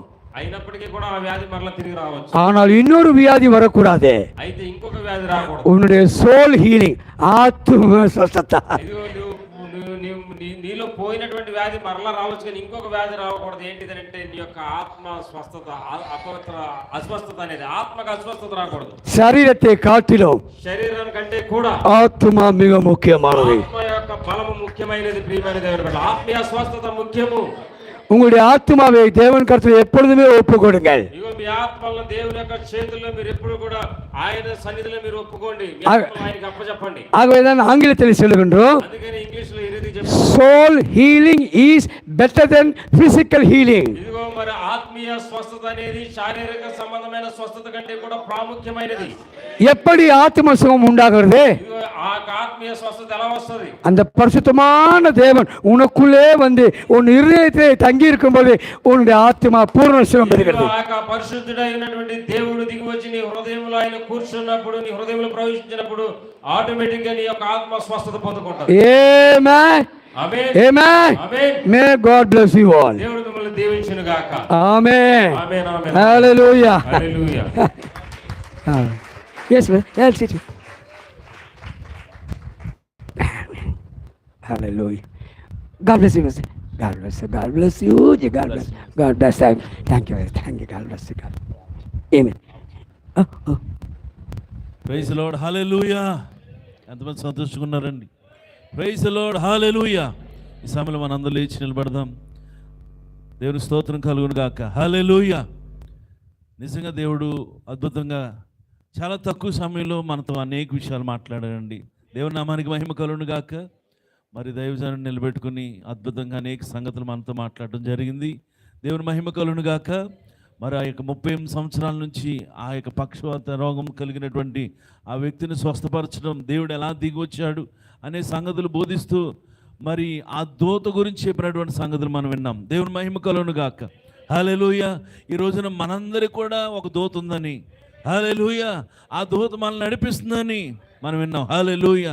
కనుక మనం అందరూ కూడా ఒకసారి ప్రభుకి సమర్పించుకుందాం. ప్రియులారా, విన్న వాక్యాన్ని ధ్యానిస్తూ మనందరూ కూడా ప్రభు సమర్పించుకుందాం. 2 చేతులు మనం ప్రభు తట్టు మరి అందరూ కూడా ప్రభుని మహింపరుస్తూ, అయ్యా నీకు స్తోత్రం నాయన. అవును తండ్రి, నువ్వు స్వస్థపరిచే దేవుడు నాయన, నువ్వు రక్షించే దేవుడు తండ్రి. అవునయ్యా, స్వస్థత కంటే రక్షణ గొప్పదని అయ్యా మాతో మాట్లాడావు ప్రభువా. నాయనా నీకు స్తోత్రం తండ్రి, నీకు మహిమ చెల్లిస్తున్నాం ప్రభువా. తప్పకుండా మా జీవితాలతో అనేక సంగతులు మాట్లాడావు తండ్రి. ఆ 3 ఇడుపుల గురించి మాతో మాట్లాడావు ప్రభువా.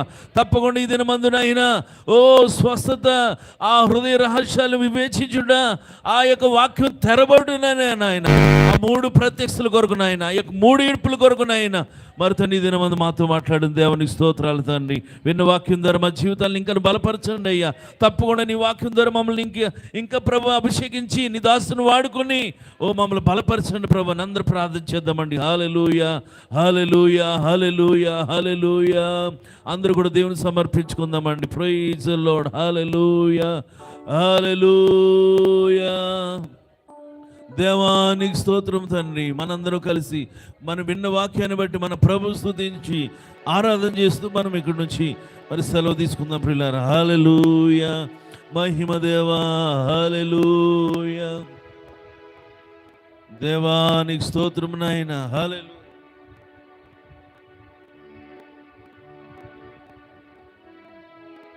Praise the Lord. హల్లెలూయా, హల్లెలూయా.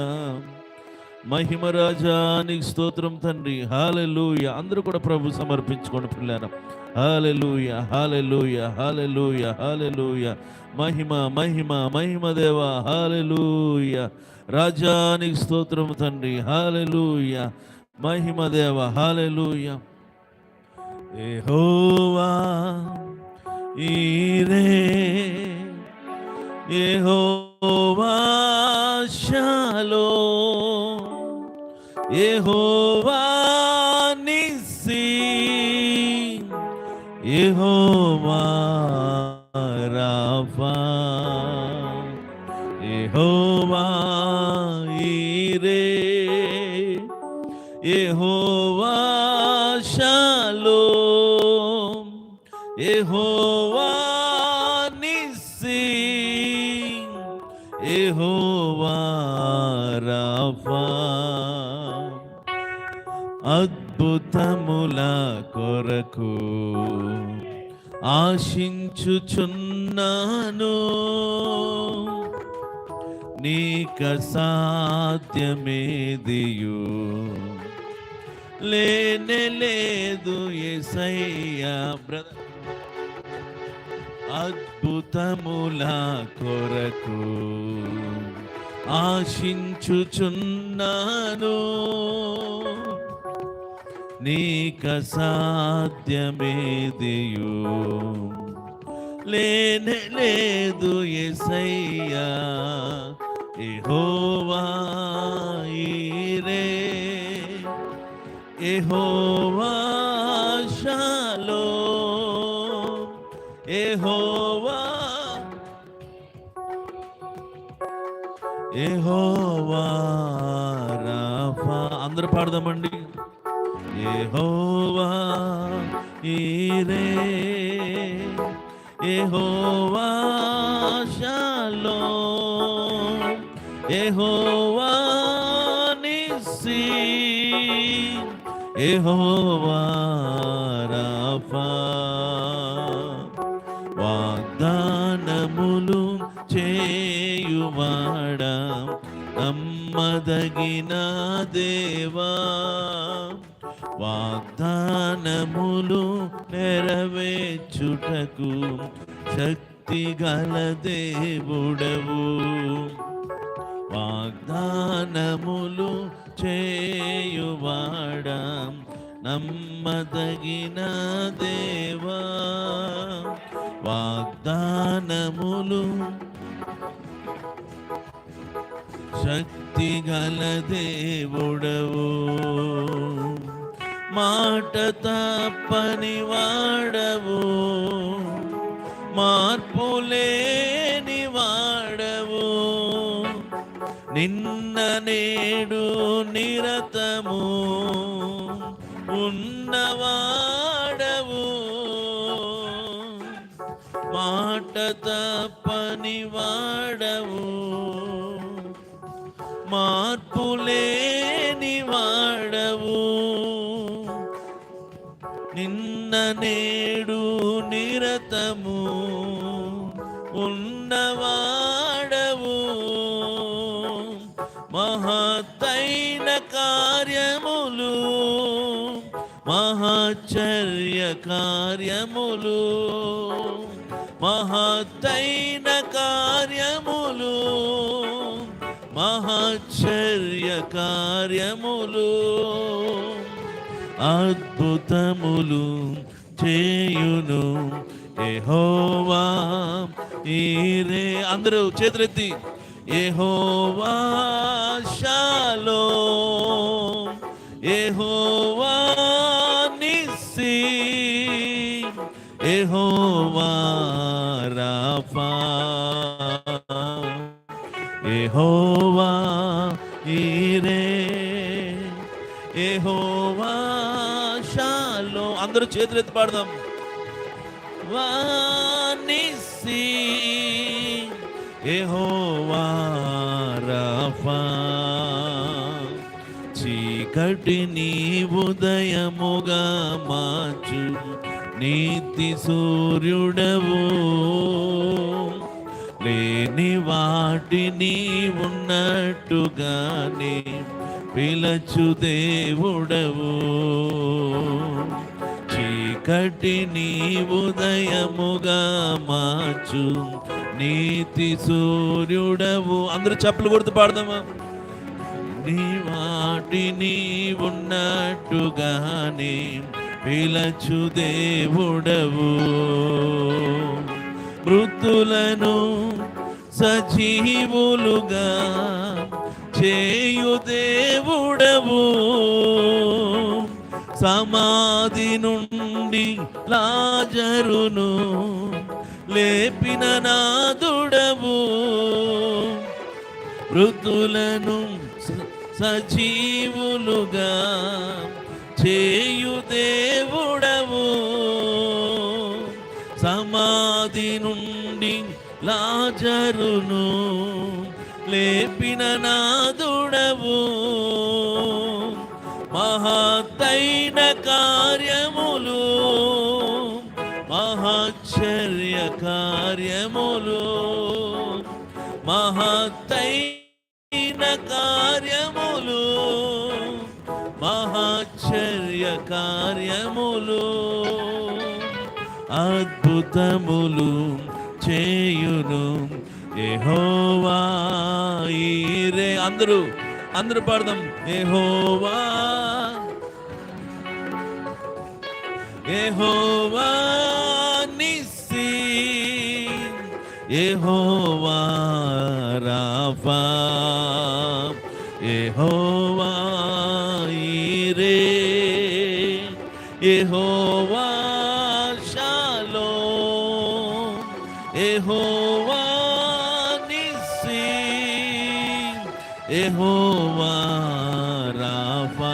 అందరూ మరొకసారి యెహోవా ఈరే, యెహోవా షాలోమ్, యెహోవా నిస్సీ, యెహోవా రాఫా, యెహోవా ఈరే, యెహోవా షాలోమ్, యెహోవా నిస్సీ, యెహోవా రాఫా.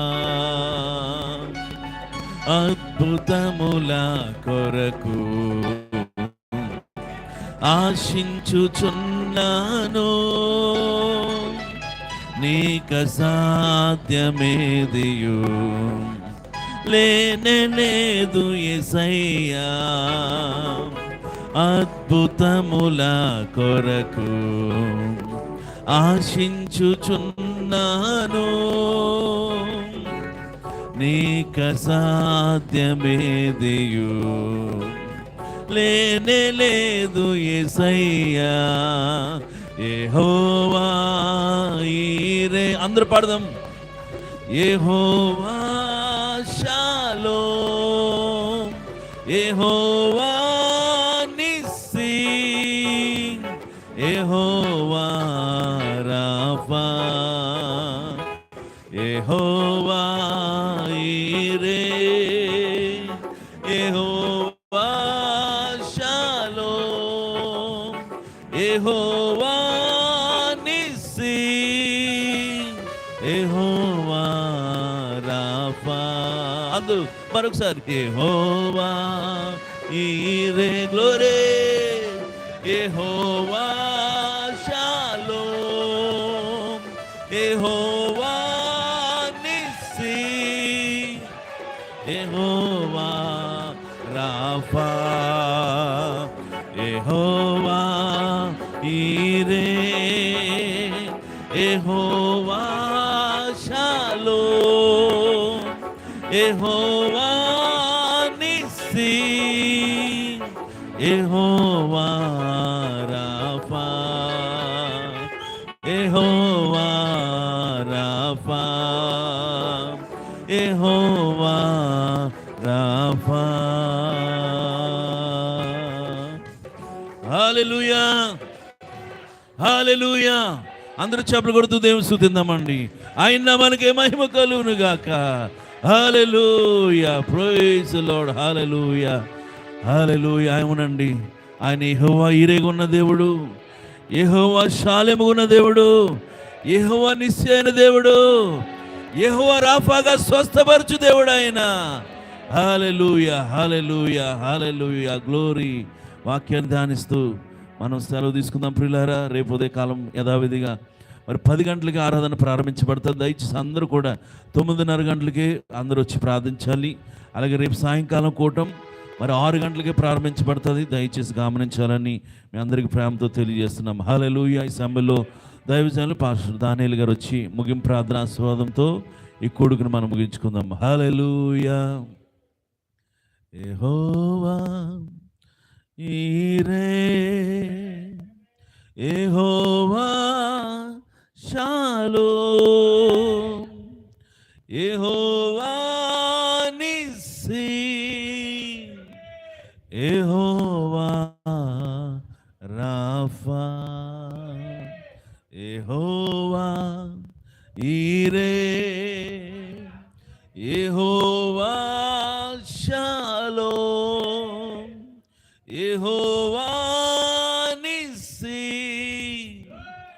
యెహోవా రాఫా. హల్లెలూయా. ప్రార్థన చేసుకుంటాం. పరిశుద్ధుడా, నీకు వందనాలు, వందనాలు, వందనాలు. నీ ఘనమైన నామానికి వందనాలు, స్తోత్రాలు చెల్లిస్తా ఉన్నాం ప్రభా. ఇదిగో నాయన ఇప్పటి వరకు మీరు మాతో మాట్లాడి ఉన్నారని మేము నమ్ముతా ఉన్నాం ప్రభువా. నీకు వందనాలు ప్రభువా. నువ్వు యెహోవా రాఫాగా ఉన్నావు ప్రభువా. నాయన నీవు పొందిన దెబ్బల ద్వారా మాకు స్వస్థత కలుగుచున్నదని మరొకసారి ప్రభు ఈ సాయంకాల సమయంలో ప్రభువా మీరు మాతో మాట్లాడినందుకు వందనాలు చెల్లిస్తా ఉన్నాము నాయన. అవును ప్రభు, సాతానుడు ప్రభు అనేక విధమైనటువంటి కట్ల ద్వారా ప్రభు కళ్ళను కడతా ఉన్నాడు ప్రభు. అనేక విషయాలు ప్రభు మనం బందీలుగా చేస్తా ఉన్నప్పుడు ప్రభు, ఓ నాయన ప్రభు, ఆ గొర్రెల ద్వారము గుండానే వచ్చినప్పుడు నాయన, ఓ నువ్వు స్వస్థపరచబడగోరుచున్నావా అని అడిగినప్పుడు, ఓ నాయన ప్రభా, నాయన ఆ యొక్క నాయన పక్షవాతం గలవాడు నాయన, ఓ ఎన్ని కారణాలు చెప్పినప్పటికీ ప్రభా ఈ రోజున ప్రభా మేము ఆ కారణాలు చెప్పట్లేదు నాయన. ఎవరైతే సంఘంలో బలహీనలు ఉన్నారో ప్రభా, ఓ నాయన సంపూర్ణంగా నాయన నీ రక్తము ద్వారా కడిగి మీరు సంపూర్ణంగా మీరు ముట్టండి నాయన. సంపూర్ణ ఆరోగ్యమును దయచేయండి ప్రభువా. నీకు వందనాలు ప్రభా. ఓ నాయన ప్రతి దురాత్మ కార్యములను ప్రభువా మా జీవితాల్లోంచి తొలగించమని అడుగుతా ఉన్నాము నాయన. ఓ నీ పరిపూర్ణమైనటువంటి అభిషేకము నాయన మా మీద ఉంచమని అడుగుతా ఉన్నాం ప్రభువా. నీకు స్తోత్రము నాయన. నీ వాక్యములో చెప్పబడుతున్నట్లుగా ప్రభువా నీ వాక్యమే స్వస్థపరిచేది నాయన. ఓ నీ వాక్యమే నెమ్మదినిచ్చేది నాయన. ఓ నీ వాక్యమే ప్రభు మా హృదయాలలో ప్రభువా ఓ సమస్తమును కలిగించేదని మేము నమ్ముతా ఉన్నాం ప్రభువా. నీకు స్తోత్రాలు ప్రభువా. అవును నాయన, నీకు వందనాలు చెల్లిస్తా ఉన్నాను. నీ కుమారుని ప్రభా నీ సేవకులు ఇంకా మీరు బలపరచండి నాయన. ఓ రేపు నాయన ఉదయ కాలంలో మీరు వాడుకోనండి నాయన. ఓ నీ వర్తమానం ద్వారా మీరు మాతో మాట్లాడండి ప్రభువా. రేపు సాయంకాలం ద్వారా కూడా మీరు మాతో మాట్లాడండి నాయన. ఓ ఇంకా అనేక మందిని తీసుకున్నాండి ప్రభువా. ఓ నీ జీవం గల మాటల ద్వారా మమ్మల్ని తృప్తిపరచమని అడుగుతా ఉన్నాం స్వామి. అలాగే నాయన నీకు వందనాలు చెల్లిస్తా ఉన్నాం. ఇక్కడ సేవకులను ప్రభా దైవ కృపారావు గారిని నాయన, అలాగే ప్రభా డానియేల్ గారిని నాయన, ఇంకా అనేక మంది ఉన్నారు ప్రభా. వారందరిని కూడా మీరు దీవించండి నాయన, ఆశీర్వదించండి ప్రభా. ఈ సమయంలో విశ్వాసులు మరింతగా రెండింతలుగా మీరు దీవించండి నాయన, ఆశీర్వదించండి నాయన. ఓ మమ్మల్ని అందరినీ కూడా నీ చేతులకు అప్పగించుకుంటూ నాయన సహాయం చేసి మీరే మహిమ పొందమని యేసు అతి పరిశుద్ధ నామములో అడుగుచున్నాము తండ్రి. ఆమేన్, ఆమేన్, ఆమేన్. సమయంలో ప్రియమైన సహోదరులారా ఆశీర్వాదం తీసుకుందాం. మన ప్రభు అయిన యేసుక్రీస్తు కృప, పరిశుద్ధాత్మని యొక్క అన్యోన్య సహవాసము కూడి వచ్చిన మనందరికీ ఇది మొదలుకొని ఆయన రాకడ పర్యంతము సదాకాలము తోడైన నడిపించును గాక. Amen, amen. Hallelujah, hallelujah, amen. God bless you all. అందరికి వందనాలండి. God bless. ఒకరొకరు గాడ్ బ్లెస్ చెప్పుకుని సెలవు తీసుకుందాం. అలాగే దైవ సేవకులకి అందరూ కూడా వచ్చి గాడ్ బ్లెస్ చెప్పి వెళ్ళండి.